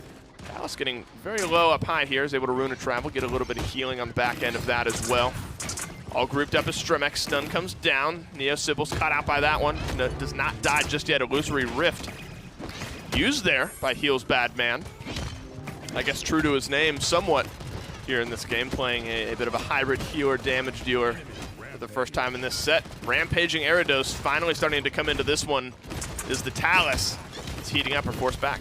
There it is. Shield goes up. Grover will pop where want to keep everybody alive. Close but no cigar. Terminus might have been out of range of that heal, but with Reanimate, might just be feeling a little rambunctious about himself. Hasn't really popped a meaningful one yet. Had to hold that one. You don't start recontesting the payload, for everyone's information, until you're actually reanimated. So given how long the windup is, in those clutch situations, you still have to have the trigger discipline to be able to realize very quickly whether or not you'll actually be alive again in time to do what you're trying to do. I've seen a good couple of payloads go through before he's actually able back to be on the field. Through time and space down into the dome shield, and they use a lot there. Through time and space. Crossfire, Illusory Rift was used prior. That was about as easy as you hope if you're Stremex pushing this one in. That was kind of what I was asking for last round, right? Quick target prioritization of the only frontliner contesting the objective. And you see how quickly that round can actually end. It's a creepy little Halloween wind up there. Been a while since we've seen some Talus. 6-2. Very strong console pick. Maybe falling slightly out of flavor of the month. You know, he gets banned a decent amount still too. One of those very popular Torvald combinations. Yep. Good to see him back out here doing his thing on his own too. Really nobody to help him do it. Not even like a Genos mark or anything. This is just straight up Eridos getting it done on Talus, which is something that's good to see every once in a while because you'll see those combinations, you know, banned out tirelessly. But it's good to see that this pick has, you know, a leg to stand on its own. Ultimate economy relatively equal as Talus goes in. Finds the punch on the healer, but wait, he has so many people waiting around the back line.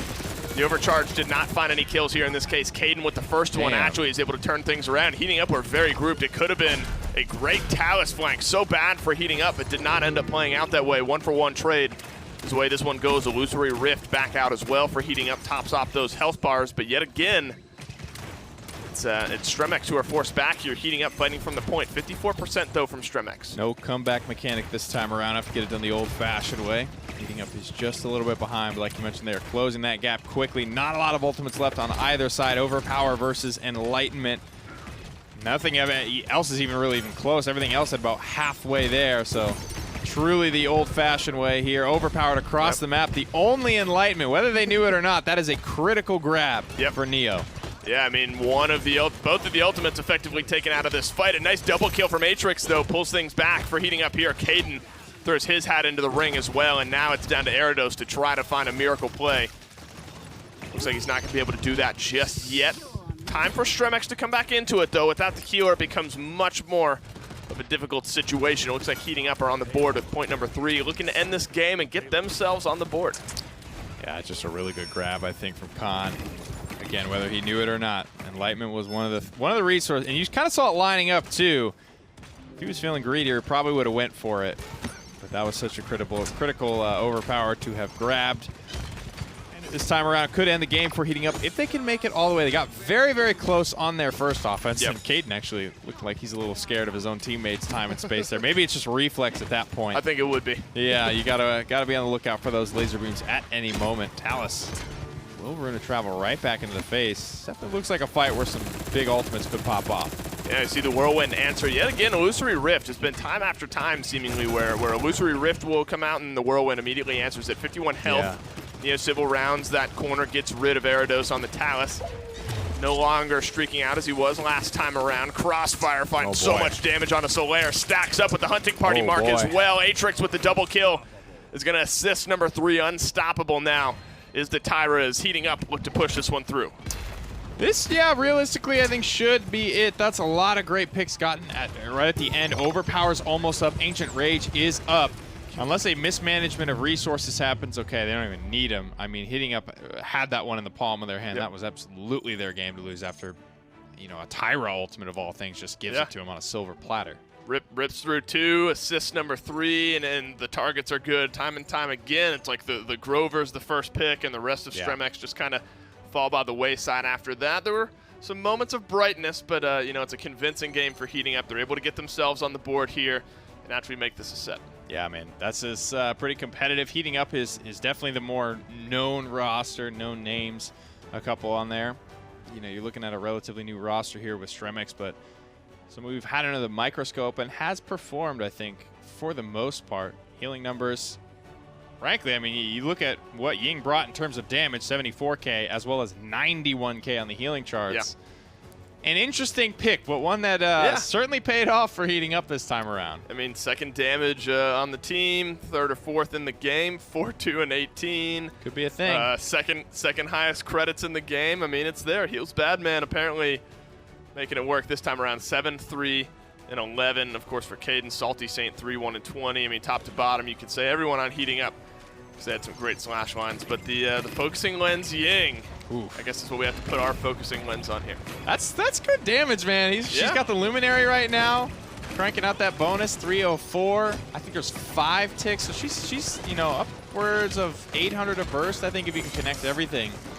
Really good stuff there from Heals Badman. You know, frontliners are picked and oftentimes do very competitive damage, so to be able to do that as well as provide, again, 91,000 healing, that is a ton of mitigation. That's not no, you know, 7K from the Battle Shout, 15K from the healing potion from Pip. That is big, almost main healer level healing. So, you know, shout outs to the guy. You know, he took a risk on it and it paid off. And what a brave time. I mean, they're down 2-0 in the set. If that doesn't pay off, they're done. They're done for the day, but it does pay off. They're able to get the win on Frozen Garden. Now the set stands at 2-1. We're going to head to a quick break, but when we come back, more PCL.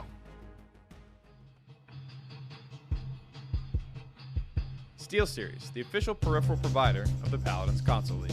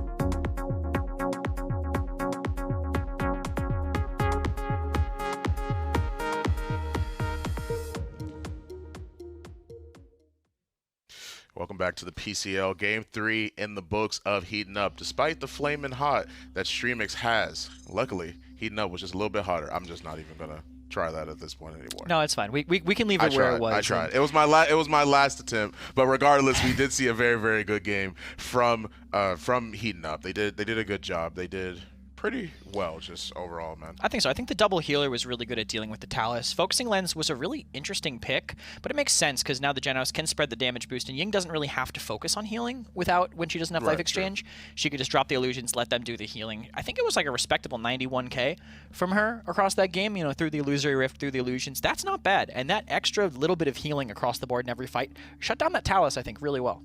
That's true, yeah. I mean, I feel like it was It was a little bit of what we had talked about before, is that if they actually ended up grouping up, that it would be hard for Talus to actually manage to do what he needed to.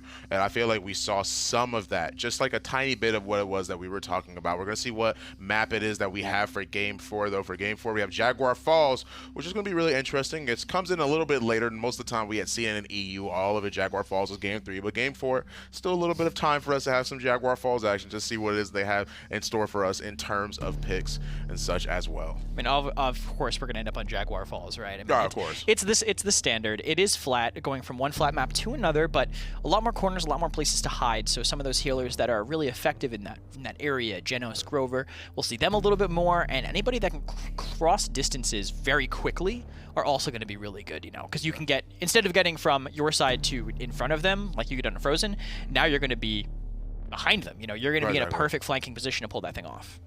Yeah, I agree as well. We do see that they are taking a little bit of time to actually consider what bands it is they might actually try and go for this time around. But despite that, you did make a good point. Jaguar Falls, very closed map. You'll have a lot of fights happening in the left and right rooms that are in Jaguar Falls. You'll see people go around on the flank, really on the outside, depending on where it is, and try and fight there on the, not necessarily the room encased place on Jaguar Falls, not the right flank, but like the left one where they have that open space. The statue. Yeah, the statue. area. Yeah, that's a good point. Yeah, I mean, this map is a lot about rotations. It's about where your DPSs can go, how your tanks are going to meet them. It's almost like Shattered Desert almost is a comparison that you can make in the sense that you're constantly just trying to shift around each other, not necessarily letting your last person get caught out. You can either play like that, or you can play kind of put both your DPSs zoning on the backside and then stopping them from moving, but you need strong tanks and strong DPS to make that kind of play happen. All right, yeah. Okay, the first ban does actually come through. Vivian is who they decide to go for first. Talus being the second go around of Stremex side. You don't want to deal with him. I mean, they just had him. So. Well, I mean, yeah, which is like, like that's what I'm saying. Like, they just had him, and they're like, I'd rather just play without Talus. Right, yeah. Thank you. Yeah. So Jurgos is gone. So is Atlas. They do manage to lock in the Genos first on Heated Upside, which is, you know, I see a lot of prioritization in terms of the damage amp here, just throughout most of these games, and I do see them try and go, okay, if we don't get Genos, we'll try and get like Torvald or something, just anything to make sure that those hit scans hit a little bit harder. Yeah, I mean, none of the damage amps were actually banned this game, so Heating Up wanted to start with it. I mean, their through time and spaces on that team have been lethal this game, I feel, and them continuing to play with that, obviously they're feeling themselves with it. So good of them to keep having it. I think it's going to be really solid for their draft. Victor Makoa going for Stremex. I talked about, we talked about Victor on this map between segments before that. When you get pressured, all you can really do is run away.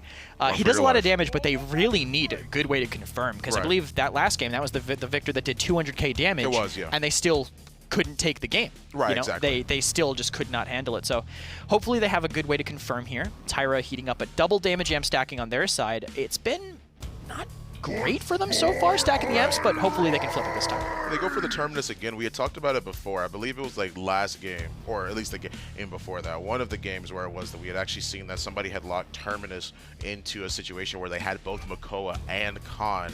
And once again, we see the Terminus being picked here despite them picking Khan on this side once again. I'm not sure if they feel like it can like really work in this scenario. I feel like if they play it right, of course, it can work out, right? They don't have a way to really get through Terminus Shield except for Khan. It's a little bit easier without Makoa, because the Terminus has to commit. So the the Khan has to commit to get the Terminus, right? So the Khan is going to be crossing that gap, is going to be getting pressured by other people while he's coming in to do that. So not too bad. Khan is more like a soft counter to Term, when I think Makoa is more of like a hard, direct. Your Siphon is going down, and you have no say in the matter. Right. There you go. They lock in Ash Leon last on the side of Heating Up. Grover hovered, but more than likely going to be picked on Stremex's side as well. Now, that's very interesting, because that means that they have staying power purely based off of the Grover. Ancient Rage can be a factor that you can play into Makoa. It allows him to be on the point a little bit longer, hold the flanks a little bit longer, stay in the fight. Terminus with his revival is an option, but Grover being there means that they really can stay. Yeah, they don't have a lot of self-sustain, so Stremex is really going to have to end these fights very quickly if they want to take this game and finish the set. Well, there we go. Game 4 about to be in the books. Let's throw it right down to the casters. Let's get right into Jaguar Falls. Game 4 about to kick off. If any team is going to be feeling comfortable on Jaguar Falls, I guess it would be Stremex. Given the, that's a Jaguar, right? Or is that a cheetah? Maybe it's a cheetah. Could be a leopard. Could be a leopard. Any of the big cats, like in theory, I'm not sure. Across the board. To be honest, I don't really know what the difference is between like jaguar and leopard. I know it might be like distant cousins. I think that's a cheetah. It looks like a very You're right. small, I think it is as well. Smaller it is face. a cheetah. Cheetahs are smaller. Well, they're on their Fun fact, cousins' did you know home turf. chiatas? Wow, Whoa. what the hell am I saying right now? Chiatas. It's the fancier. What other cousin word of cheetah. were we even using that it could have sent me in that careening off in that direction? Anyway, cheetahs meow. Well, Fun fact. maybe that was it. Meow, chiata. What did I even say? I did Can not never know be that. repeated, dude. Well, it's probably a meow. Sounds more like a roar. I'd be Chiata. terrified to hear it. At any rate, Jaguar Falls kicking off here, heating up, continuing to lean in to their damage amp, something that they've grown very comfortable with here. Stremex, though, with the first 2 kills in this one, already forcing back the non-big cats back into the back of their base. Slick Vic as well, proving to be a very critical pick. Nice. Without any damage amp. Thanks, bro. Without any damage amp, they are going to have to kind of be on point with the way that they move through here. But Terminus has proven to be pretty effective. Not quite the Atlas scenario, but he does have that very unique sort of shield or way of mitigating damage that cannot be, you know, wreckered. It cannot be outplayed. Right. You just have to sit there and wait for him to run out of juice.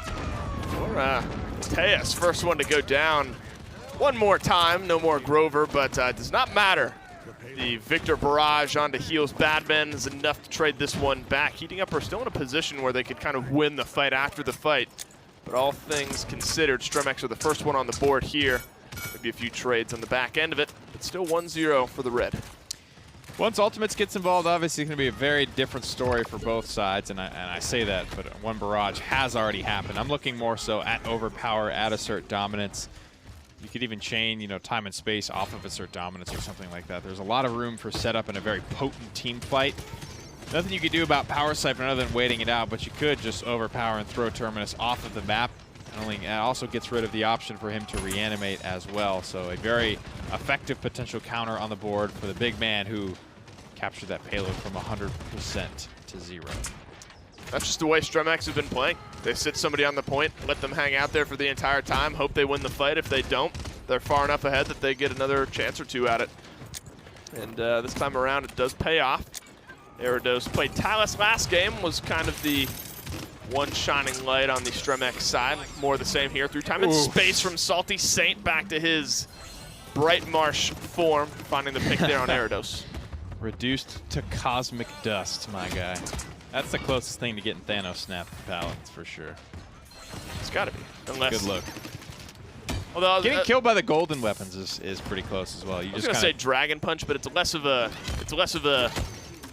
I don't know, from far away kind of execute, and more of a getting punched by somebody. So that's a little different. I like the way they get silhouetted in like the gold, and then they just sort of like fade away. Fade away. You're right. You're right. Pretty poof.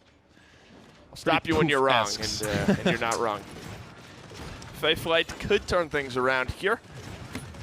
Game 1 we saw with the Willow on Jaguar Falls earlier today was a morale boost 3 Willow, and that Fayflight was constantly up. Up all the time. And it was one of the big determining factors in the comeback on that map. 15 seconds left, though, for the payload push right now. Believe it or not, that actually got nerfed pretty heavy-handedly at one point. We had a guy... What's that? Willow's ultimate charge Oh, rate. And I can't remember who it was. It was a pretty prominent like Brazilian player at the time. It might have been FRZ guy. I don't know. It was a long time ago, but we watched him land from his Fayflight, and in no lie, like probably 20 to 30 seconds flat, he was back up in the sky. Might as well be Eevee at that point. Yeah, I mean, he was really, like, it used to be really, really something, especially once you got Morale 3 going. Yep. A lot of damage here. Also, Willow's just so consistent, you know what I mean? I love seeing Willow back in the meta. Yeah, for sure. Oh, hello, Mr. Eridos. Triple kill might be the spear that pushes this one in. Does just that, heating up. No chance on that one. Okay. Forced back. Stremex up 2-0, heating up. Will have fast cap going into this one. Top damage in the game, 6-1-4 for Victor Solaire. 2-1-4. Mateus as well, 2-1-8. And I think if the Grover can, and it's not necessarily any fault of his own, but if the Grover stays alive just a little bit longer, these are even more convincingly in favor of Stremex. It's been the early pick onto the Grover that have given Heating Up kind of a fight-back chance in a lot of these fights. And realistically, that's not a big ask. There's no flankers drafted in console. A lot of it is just, making sure you're aware of your lines of sights that you're exposing yourself to, and don't get caught out, right? There's no Eevee flying over the top. Pretty important to look at the items here, actually. Everybody hitting the Cauterize 2 mark for Heating Up. That's an important power spike. Everyone on Stremex is going to be able to finish their level 2s, and even in the case of Erados, get another level 2 of Wrecker and Cauterize. So still behind, but down but not out, if you will, if you're looking at Heating Up item economy. Erados is unfortunately out of the fight right now. Atrix on the Leon rounds that back corner. I don't think he was expecting the flank. All of Stremex are forced way back here. They were able to get about 24%, the Heating Up. Just kind of run down the rest of them. Solaire did have morale boost 1, so a little bit of quick charging on that. I believe I saw 4% on the successful primary attack. Looks like the overpower does connect onto Erados this time around, and with Fast Cap, Heating Up are going to get themselves on the board here on Jag Falls. Yep, just that simple. I mean, a flank that pays off really, and frankly, they didn't really use anything on that flank either. They just kind of did it, and it just worked. Big overpower on one of the most critical damage dealers for the back line of Stremex. Comeback mechanic is going to do the rest. Easy enough for them. Plenty of resources to work with to get them through the middle of this push. That's been the biggest struggle. Frankly, both sides have really taken a long time to get something going in the middle of the round here. So Heating Up, carrying all this momentum from their capture into this offense is a very good thing that I think really nobody's done much of this set. Yeah, Crossfire all into Grover. No more healing for you, Stremex. You have Reanimate. He's going to toss the Firebomb down just to maybe stall things out here. Neo Sybil finally gets traded out. Did not get to use the Assert Dominance there. That's a 100% charge, though. A minute and a half left, so the Assert Dominance will have another chance to be used here towards the end of this fight. Faithlight as well, ready to go for Stremex if they want to use it to solidify this defense. But with how close the payload is, with how much time is left on the clock, got to imagine Heating Up have a good shot at this one. I would certainly hope so. Can't drop that kill on a Willow, but Victor is able to punish it. And my man just dug his heels in and even scared Ashe off. She didn't want the hands. Erados was ready to give him. And really good accuracy. Kind of let that one drop. Had 6 bullets left in the clip. Probably could have finished off Tyra there, but maybe a little bit inconsequential at this point. Went for the bank shot on the grenade, but it blew up too soon.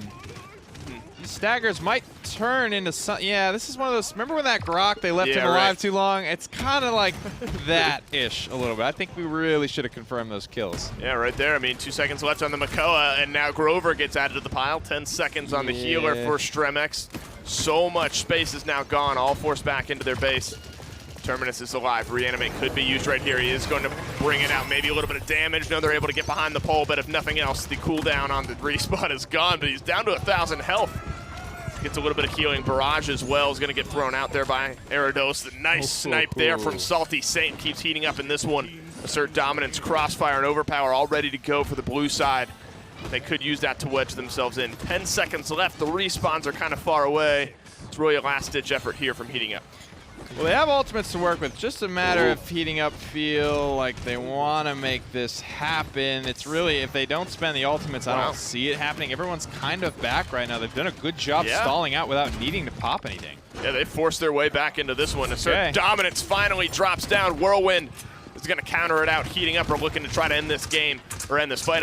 I mean, not going to end the entire game at this point. Caden, Erados trading back and forth, but the Tyra is still alive. Erados is still alive, though, as well. A triple kill from the Victor, looking for maybe Quadra on the Ashe if he's not able to get out. Shoulder bash in and through. The unofficial Quadra may still yet to happen. The respawn advantage, finally, the shell spin gets it.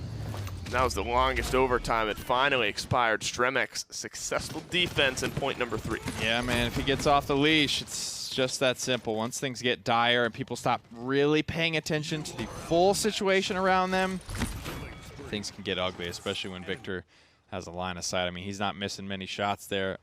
Probably in that fight overtook top damage again, because that was a ton of damage, and he's just barely ahead of Tyra right now. So, frankly, another good round from Heels Badman. An interesting set as he goes from Leon to Focusing Lens Ying back onto Tyra, and actually gives up the Leon to Atrix, allowing him to kind of run and frankly also have a pretty good game here. 11 and 6.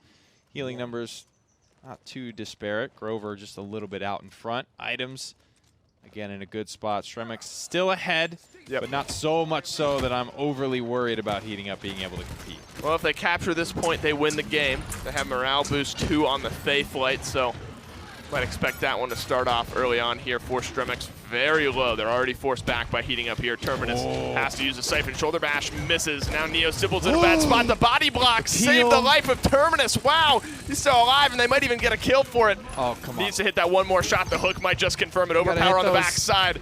Shoulder Bash is not enough to keep him alive this time around. The first kill in this game. Grover on to Neo Sybil, though the Victor was traded out on the back end. Solaire as well. Now using the Fae Flight, trying to stay alive, but not a lot of space upwards to fight in that corridor.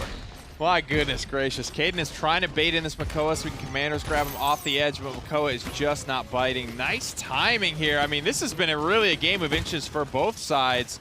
Stremex could end the game here, could end the set if they could just get this one captured, but again, comeback mechanics. Looks like it has other plans. Yeah, through time and space doesn't connect that time. Stremex fighting from the point right now. Caden, that shield is so close to breaking. He only has about 1,000 health on the back end of it. The 2 other trades, though, in favor of Heating Up. Assert dominance on the back line is going to fully supplant him onto the point here. Sybil still alive. Shell spin in. Last-ditch effort from Clarita. Excuse me, that's a tongue twister. And Stremex, they lose 2. Heating Up. Look like they're going to get their second point on the board. Priority on Victor. I saw him die twice very early. He was the first death in the first fight and also very, very close to the first death in the second fight as well. Target prioritization, though there was kind of some questionable decision-making there from Ash when she dove into the backline and didn't get what she sought after.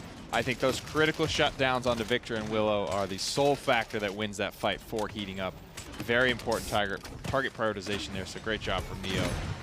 Even though that last dive didn't go so well, to keep his head, or his eyes on the prize, I guess, as he takes out the priority targets. And another one, big shoulder bash kill in the backline. Might lose his life for it.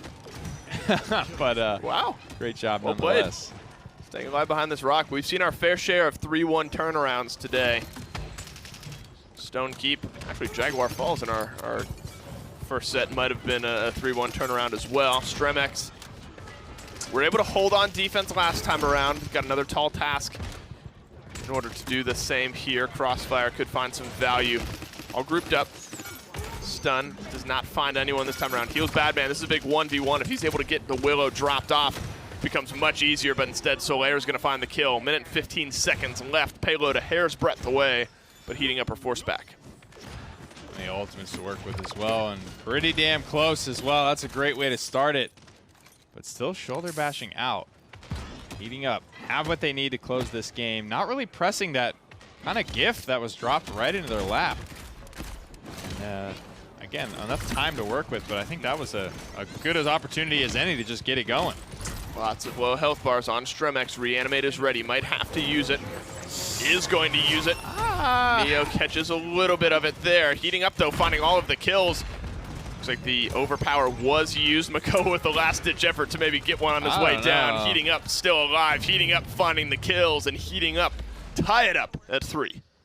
I was going to say, I mean, hindsight 2020, but I don't know if that's the reanimate right there. Everybody is, like, basically dead as well. So many people low. I don't know. Now it's definitely, you know, it's not available for this 3-3 fight. There is an element of cutting your losses. Popping Whirlwind as well as reanimate there was a risk that did not pay off for Stremex. Overpower, the only thing used for Heating Up. They still have a lot to work with. It's going to take a big fight from Stremex. Again, the first round was very easy for them. Yep. But once those ultimates started to come into play, time and space, especially assert dominance, shutting down this Victor is absolutely the key to the victory for Heating Up. Neo did a great job of it last round. Yep. I can't imagine he's going to be looking to do anything different this time around. The Fae Flight is ready. Did not find much impact in the last mid. Last time we saw Willow on Jaguar Falls, it was pretty game-changing. Kind of the sole reason. Enlightenment saves the life. Doubly on this time around. Assert dominance in the backside for Neo. Looking for a kill. Finds Solaire. Not able to use the Fae Flight just as of yet. Barrage as well. Might be able to pull Stremex back into this one. Gets canceled out. 1% goes the cooldown on that one. Heating Up, only loser healer. I say only, that's pretty impactful, but they win the rest of the fight very convincingly and are now poised to maybe tie up the set. Still some big ultimates to be sat on, though. Ancient Rage, Fae Flight as well. They just need to get back here. Terminus just don't get picked. Working his way back in slowly but surely. Here comes the Fae Flight. Big kill onto Khan. Tyra's forced to move off of the objective. This is best case scenario if you're Stremex. Yeah, find the double kill on the Victor. Make good use of it. Stremex now flooding the gates. If they're able to get the healer down as well, this becomes so much harder for heating up the crossfire. Maybe pull things back, but there's so much damage from the Willow. Finish the kill. Genos healing is enough, and he stays alive. Heals Badman, gets a little bit of damage, does not end up dying for it. Stremex up to 87%. Atrix with the shot as well gets rid of the Victor. That's such a huge loss for Stremex. Ancient Rage, Whirlwind, all of it getting thrown out. It's a 1-for-1 trade as we maybe round out this game. Gotta be able to finish these kills. It's coming back to haunt them now. Tyra and Leon were let live. And now they're back. They hit the enlightenments. They get the kills. That is it. That's the mistake. I had a bad feeling about it, man, when both Leon and Tyra escaped around those corners. Low HP. Stremex just did not finish the kills, man, and that's what it was. It was that simple. I think Willow could have even went back there on a suicide mission just to finish those off, and they still would have been fine. Has every game been a 4-3 up to this point? Definitely 1 and 2. I think so, yeah. Game 3, maybe. I don't quite remember. Game 4. 4-2 was the last game. 4-3 was this one. So that was the closest one, or the least close one was a 4-2. But these two teams very closely matched. Seemingly a good fight back there from heating up. Stremex were in control. Didn't seal up a few of those last-minute kills. Really needed to get rid of that Tyra. Wasn't able to find the last shot. And that opened the door for heating up to come back into it. Unfortunate, but that's the way the cookie crumbles this time around. One more game. We'll decide it all. A lot of six-figure numbers coming through in this one, though. 170K, even 200K for Power Mateus on the Grover. Great positioning there. But again, I thought you meant damage. I was very thrown out for the Grover. I was like, wait a second, I missed it. Big performances from both Heels, Badman and Atrix. 17-7, 15-6. Big numbers put up. Again, not a lot of flankers being drafted right now, so these backliners, they can kind of get away with those KDs because, you know, a lot of times if the fight doesn't go their way, they're so far away from all the commotion, they just kind of walk away and survive. Well, the 10 death symmetry for 4 out of the 5 members of Stremex this time around. Fortunately, too much damage from the Leon. 3.5k KDA, 125k damage. The shots were clean. He made good on the opportunities that he was given. Good enlightenments. And an all-around well-balanced play this game around from Atrix and help heating up, tie up this set. Well, you know, it was a good fight even despite burning Whirlwind and Reanimate. Maybe could have gone different there. This was the moment, though. Leon was let go. Well, she comes through and gets that big kill, then comes all the way around the corner, gets the enlightenment kill off. Tough stuff there. You know, you let them definitely come back and bite you in the butt a little bit. Normally going into a game 5, you can say one team or the other has the momentum. I couldn't tell you. Both teams have gone back and forth this entire time, but we will have that game 5 for you right after this. Skillshot, the official production partner of the Paladins Console League.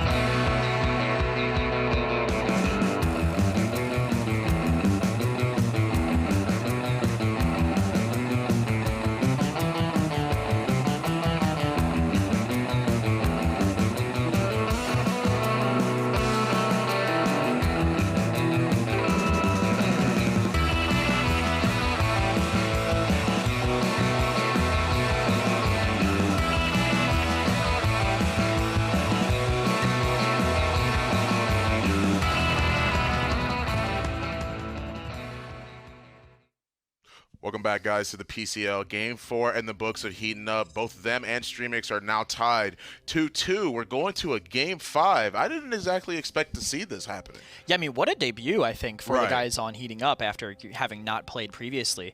I think they've shown a lot so far this set. And most teams, when you're brand new, you're down 0-2, you're like, half your players are checked out at that point sometimes. You know, you're like, well, that's it. I mean, the maps were close, so I could see that keeping the fire under them going, but still great on them to be able to not only start from that, but bring it back to what it is now. Right, exactly. I mean, if you would have told me beforehand that, like, after Stremex was up currently 2-0, that I would think they would have at least been able to close it out. But yeah, you would have put the umbrella in your drink. Oh, yeah, of course. It's like, I'm just coasting free. No problem whatsoever, regardless. Final map that we will be on is Ascension Peak.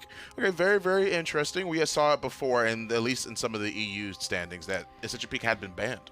And it's another wide map too, so it's interesting that they're getting taken there by Stremex after they had won the most dominantly on that kind of flat map.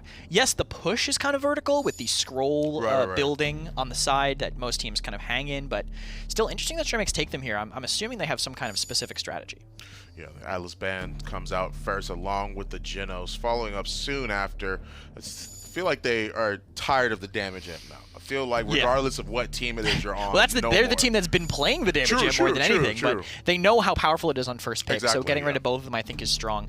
Vivian being down means that this could be an interesting Torvald first pick if they choose to go with it, but they're going to go with Talus instead. It didn't pay off for them on Frozen, so if heating up can repeat, I think this might not be the best start for Stremex. I'm curious about that pick as well, because we saw it before, like you mentioned it perfectly. Frozen Guard was when they had picked the Talus. It didn't quite work out for them, but they opt to go for it again now that it is open. They did have first pick, so that's why they decided to lock it. Very interesting pick, I feel like. They do go for the Drogos Leon on the opposing side for heating up, which I mean, that does make sense. Yeah, you pick Drogos and you pick the counter, but did you see Leon's win rate before it went away? No, I didn't actually. I didn't mention 14%. Oh, yikes. Specifically in this region. Big yikes. So 14% specifically in this region. That doesn't bode super well for heating up, but Drogo's into Torv Talus I think is okay, but Torv Talus itself is a very powerful composition. I mean, that is like one of the most lethal. Like it was pickable and very strong on PC for a long time. I mean, when Talus was strong, it was partially because of that pairing. I mean, his ability to be damage boosted and just apply pressure is exponentially higher when it's paired with the Torvald. Makes sense. The Makoa is locked as well on the side of heating up. They did go for the Torvald. You mentioned the Talus before. They locked Grover to be their healer as well, leaving possibly another front line open and another DPS. They go for a Khan on the opposing side. Makoa Khan now very, very interesting because I'm seeing a lot of aggression here. I'm seeing a lot of potential to sort of spiral out of control and a lot of strong pick potential on Streamex's side, which means that they might try and overpower Torvald. They might try and focus them down to make sure they don't have that bubble. Getting rid of Torv early is great. You can't really overpower the Talus if he has a rune up, because if you take too long to throw him off, he'll go back to his rune. I mean, even if he's CC'd, once that timer runs out, no matter what, he goes back to where he started. So getting that would be very effective, I think, if they get somebody else specifically with that. Interesting. They go for the Saris again. Now, this is something we saw before. It's only the second time it is we've seen Saris picked in the PCO today. Now, this is what's interesting, is the fact that the ultimate can pretty much just be countered by most of the shields it is that people actually offer. But the difference is that Torvald's bubble is on people. And Ash's shield isn't that high up either. Yeah, so you can actually just get the Torv and he doesn't have any escape if you hit him with Convergence. Exactly. Well, this is it, guys. Game 5. Let's throw it down to our beautiful casters. Thank you very, very much, Stefan, not only for the compliment, but for tossing it down to us here for game number 5, Stremex versus Heating Up. A good fight back from the right-hand side of your screen there. Down 2-0, fought back, made it 2-2 in the set, and we'll look to complete the reverse sweep here. Game number 5, Torvald Talus on the opposite side. That's a combination that you had pointed out a couple games ago. Yeah, it's a very, very good one. Again, kind of reminiscent of like the game 1 heating up composition where either Leon or Vivian, it's like, well, either one's going to work out for us. I think they've got that going on here with Talus as well as Victor, but you know, good Torvald has to kind of coordinate with Talus. Talus is kind of easy to read when he's going in as well. He throws the rune down. You kind of see him sort of take off in that direction. Oftentimes popping the steroid. It's pretty telegraphed. That's just because it is very effective. Good opportunity to bubble Victor as well. Good Torvald again. We'll know when it's time to bubble Talus and when it's time to bubble Victor. Gyarados I think it's time to bubble Talus. Seems like it, he does. I need End up help. snagging that bubble Help, Grandpa. on the back end. He did get the help. Was not in a position to really make good use of it. He is there, though. You could just see a couple bullets chunks down that Makoa. See, these are a little bit these are too preemptive. Look, the bubble is like basically falling off as Talus is getting around the corner. Torvald needs to time these better. As Talus is walking into line of sight, you pop that so he gets all 3 seconds of the shield in an actual relevant spot. Stremex were able to get onto the point, though, in classic fashion. 48% for them there. All grouped up here, kind of midway up the push hill. Trying to retake. No ultimates ready just yet. Still midway through the first round. Heating up just now, surpassing the percent total of Stremex. Caden a bit caught out, is able to shell spin his way to safety. Heals Badman, and another pick onto Gyarados. Able to get traded back. You get a Talus for a Makoa. The barrage looking for anything. It's going to reset to 60%, so that's not going to be ready for the back end of this fight either. Solaire gets the Torvald bubble, and he makes good on the damage. Heals Badman, goes down. Yeah, that could be a better way to do it, right? If Solaire is literally just going to be constantly berating people with damage, he could be the better bubble target. If if Talus is about to ult in or something, then you can give him one. But again, you can mess up playing Torvald. It's not as easy as just slamming the button off cooldown. You have to put some thought into when you're applying it. That's a lot of good damage there from Solaire and Gyarados. Overtime begins. Dragon Punch used, reset to 30% because it did not connect. Stremex on the board first with 4 ultimates to really get this payload push started. 222 to get it done, just like everybody else in the history of Paladins. Let's see what they do with it. Plenty of ultimates going in to the offense, but again, part of the struggle that both these teams has run into is how do we get across, that first minute into the last 30 seconds of the payload push, and how do we make actual sizable progress? Ash is looking to get it started. Both teams not want to keep their foot off the gas for too long. Whether he meant to or not, he definitely grabbed that Grover. I think Ash kind of sidestepped that at the last second. Out of the way, into death goes Neo. Fortunately for him, and then Mateus as well finds the axe onto Caden. 2 members respawning from heating up. They're forced to this high ground here. Somebody's going to have to drop down to contest in just a moment. Looking like it'll be the Makoa or the Khan one available. Heals Badman, needs to stay alive here. He's able to get back into base, do just that. 1.5 minutes left. Barrage maybe finding a little bit more value this time. Another kill from Mateus. Dragon Punch this time. Does find his target. Is he able to get out alive? 163 health. Gyarados, though, finds the kill on the back end of it. It's a 2-for-1 trade. Big Heating up will respawn, but a good knockback seals up that payload push, and 2-0 up goes Stremex. Nicely done there. Saremk, 2-0. 2-0 for Power Mateus. Solaire, I mean, if he hit one more burst, he would have killed that Drogos out of the sky and would have saved himself that one death of that round. 006 for Clarita Bum Bum. I mean, frankly, a good round. You can't really ask for much more across the board. That's just good play from Stremex. If things keep going this way, this game should be theirs very, very quickly.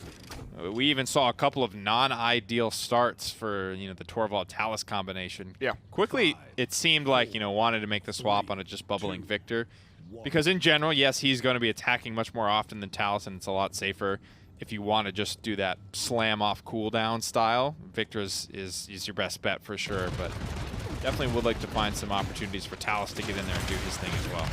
And I noted 2 000 slash lines for heating up coming into this one. Just not really having an impact one way or the other. Kills or deaths, I guess, to be fair. Some good uptime, though. Heating up, forced back yet again. Caden in a bad spot here. Knows that there's a Talus waiting for him around the corner. Misses the hook. Look how aggressive Gyarados is being right now. He had the bubble. He's able to trade out with the help, of course, of Saremk. Unfortunately, Rune of Travel not ready to get him towards health. 54%. Caden caught out. Ooh. Oh, tried to use the Ancient Rage to get triggered. No, it's still off of cooldown. 100% and ready to be used. Hyper Beam might just seal this one up. 54% for Stremex. Only 1 kill onto the Makoa, though. There goes to the back line, finds damage onto 2. Solaire's about to have a real good angle, and I think he knows it, and I think the rest of Heating Up know it as well, as they all back off. They don't want to be the recipient of that type of punish. Dragon Punch is not really close. 99%. Ancient Rage is here to contest, but the Barrage is there to meet it. Yeah, it might turn things around as well. I saw the Whirlwind from Stremex as well as the Barrage. Assert dominance from the Ash. Drops down. He gets him out of it with the overpower right around this corner. Is he able to get it off this time? He's not. That's 0 for 2. He hasn't been able to find the kill either of the 2 times. All the kills are blue. Caden is a formality, and Stremex are pushing for the win. Damn, looking well-oiled this time around. Ascension Peak looking to be locked up 4-0 after what has been a very contested set between Stremex and Heating Up. Well played to both teams. It's not over yet. But I think the fat lady is just about ready, warming up her pipes to start singing for Stremex. Only a convergence. I don't even know if there's been one that's been used so far. Saris off the beaten path in terms of supports. We've seen just about everything today in the support category for console, except for maybe Pip. But my goodness gracious, she is yet to have an impact, and her ultimate can be such a team fight winner if you can just get it out there. What's he looking for here? Where Trying you going, to find brother? a target. He went in. I mean, he went behind the Stremex team. Maybe he thought somebody was where they weren't. And unable to find the punch. And he is able to stay alive, so it's not like he went in, traded his life out, and didn't get a kill. But no Dragon Punch. Barrage, though, forces the Leon back for Heating Up here. First kill onto Caden. That's Erados. The Ash can look to get aggressive here as Heating Up are forced back into their base. Payload maybe rounding the final corner, and in a day where we haven't seen very many payload pushes, this one could seal it up. Could be 2 in a row, big knockback. Oh, She's gone nice. off the top of Ascension Peak and is the 3rd of 3 kills. So regardless of how that went, that was still going to be a nice little defensive hold. But again, so much time on the clock here, just headed under a minute. Plenty of ultimates to work with for Stremex, and with the payload this close, you have not only Kinetic Burst, Shoulder Bash, but you have big ol' Hyper Beam as well. If Torvald can just kind of come around the right side looking at this payload, you know, there's an opportunity for a big ol' Hyper Beam that's going to certainly knock off the front lines, if not immediately buying the space you need to get for conversions. Kind of like last round. I mean, look how it went. One little Kinetic Burst from Ash won the round. I don't see a reason why that can't be the case again. Good assert dominance might help them win the round. Good healing onto the con here. First kill though, Solaire onto heals Badman. No more Drogos. That's been the only saving grace for Heating Up here. You're actually going to get the Torvald bubble on the Ash. Shoulder Bash nearly does it. Oh, he misses the overpower. Erados stays alive. There's 3 members down now for Heating Up. The respawn from Drogos is going to come back in, but there's too much damage. Stremex has too much time. Wow. And they end up winning the set. Done and dusted there. I mean, 4-0, quick fashion, sub 10 minutes. Not even really much of a fight at the end there. The call is given, and Whirlwind basically wins it. Ash just walks everybody down. Overpower missed. Even if it connected, I don't know if that would have been the saving grace. Yeah, I mean, it might have been just a consolation prize at that point. Hats off, though, to Stremex. I mean, we sort of mentioned going into that one, neither team with, like, an overwhelming amount of momentum, but you know, technically Stremex lost 2 straight. I mean, if nothing else, Heating Up we're fighting back into that one. So some grit, not only to win after losing 2 straight, but to win it in the most convincing fashion of the set, 4-0, notably for Stremex here. In a set of 4 3s, 4 2s, they're able to come out on top. Looked very convincing doing it. Wow, I was going to say, I was feeling, at least watching from Ash's perspective, the impact of all that Grover healing, but despite that all, forget the sub 10k damage. It's been a while since I've seen something like that, but plenty of healing from Salty Saint. Unfortunately, can't have the impact, though. Did his job, did his best, pumped out as much as he possibly could. Caden 0-8 with like 20k on the Makoa. That's definitely a big problem. Tough game. So much damage from this Torvald, Talus, Torvald, Victor as well. They performed to the T. I mean, honestly, with 4 deaths on Erados, so much of that is like, give me the Torvald bubble, I'm going to go in, get aggressive, I'm going to die, but if I can find this one pick, the rest of my team is going to win. That's why you see 1, 1, 1, and 2 as the rest of the deaths for Stremex. It's the aggressiveness of Erados, and then willing to trade his life out for some important kills. Solaire, though, 8, 2, and 8, good, consistent damage on the Victor. Really just fired home what the rest of his team was able to set up. So much of what Talus brings is not only the ability to be hit scan, be tracking based, be paired with Torvald, but just be a flanker in the console league. There's just no other flankers really being picked at the moment.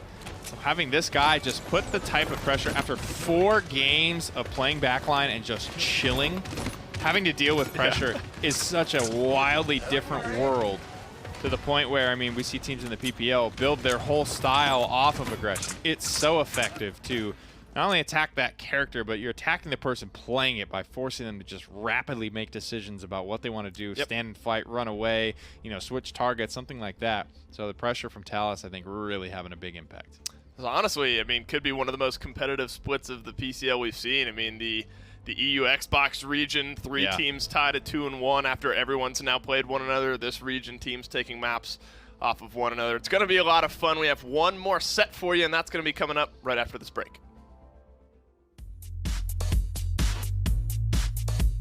The Paladins Console League is brought to you by Evil Mojo Games, developers of Paladins.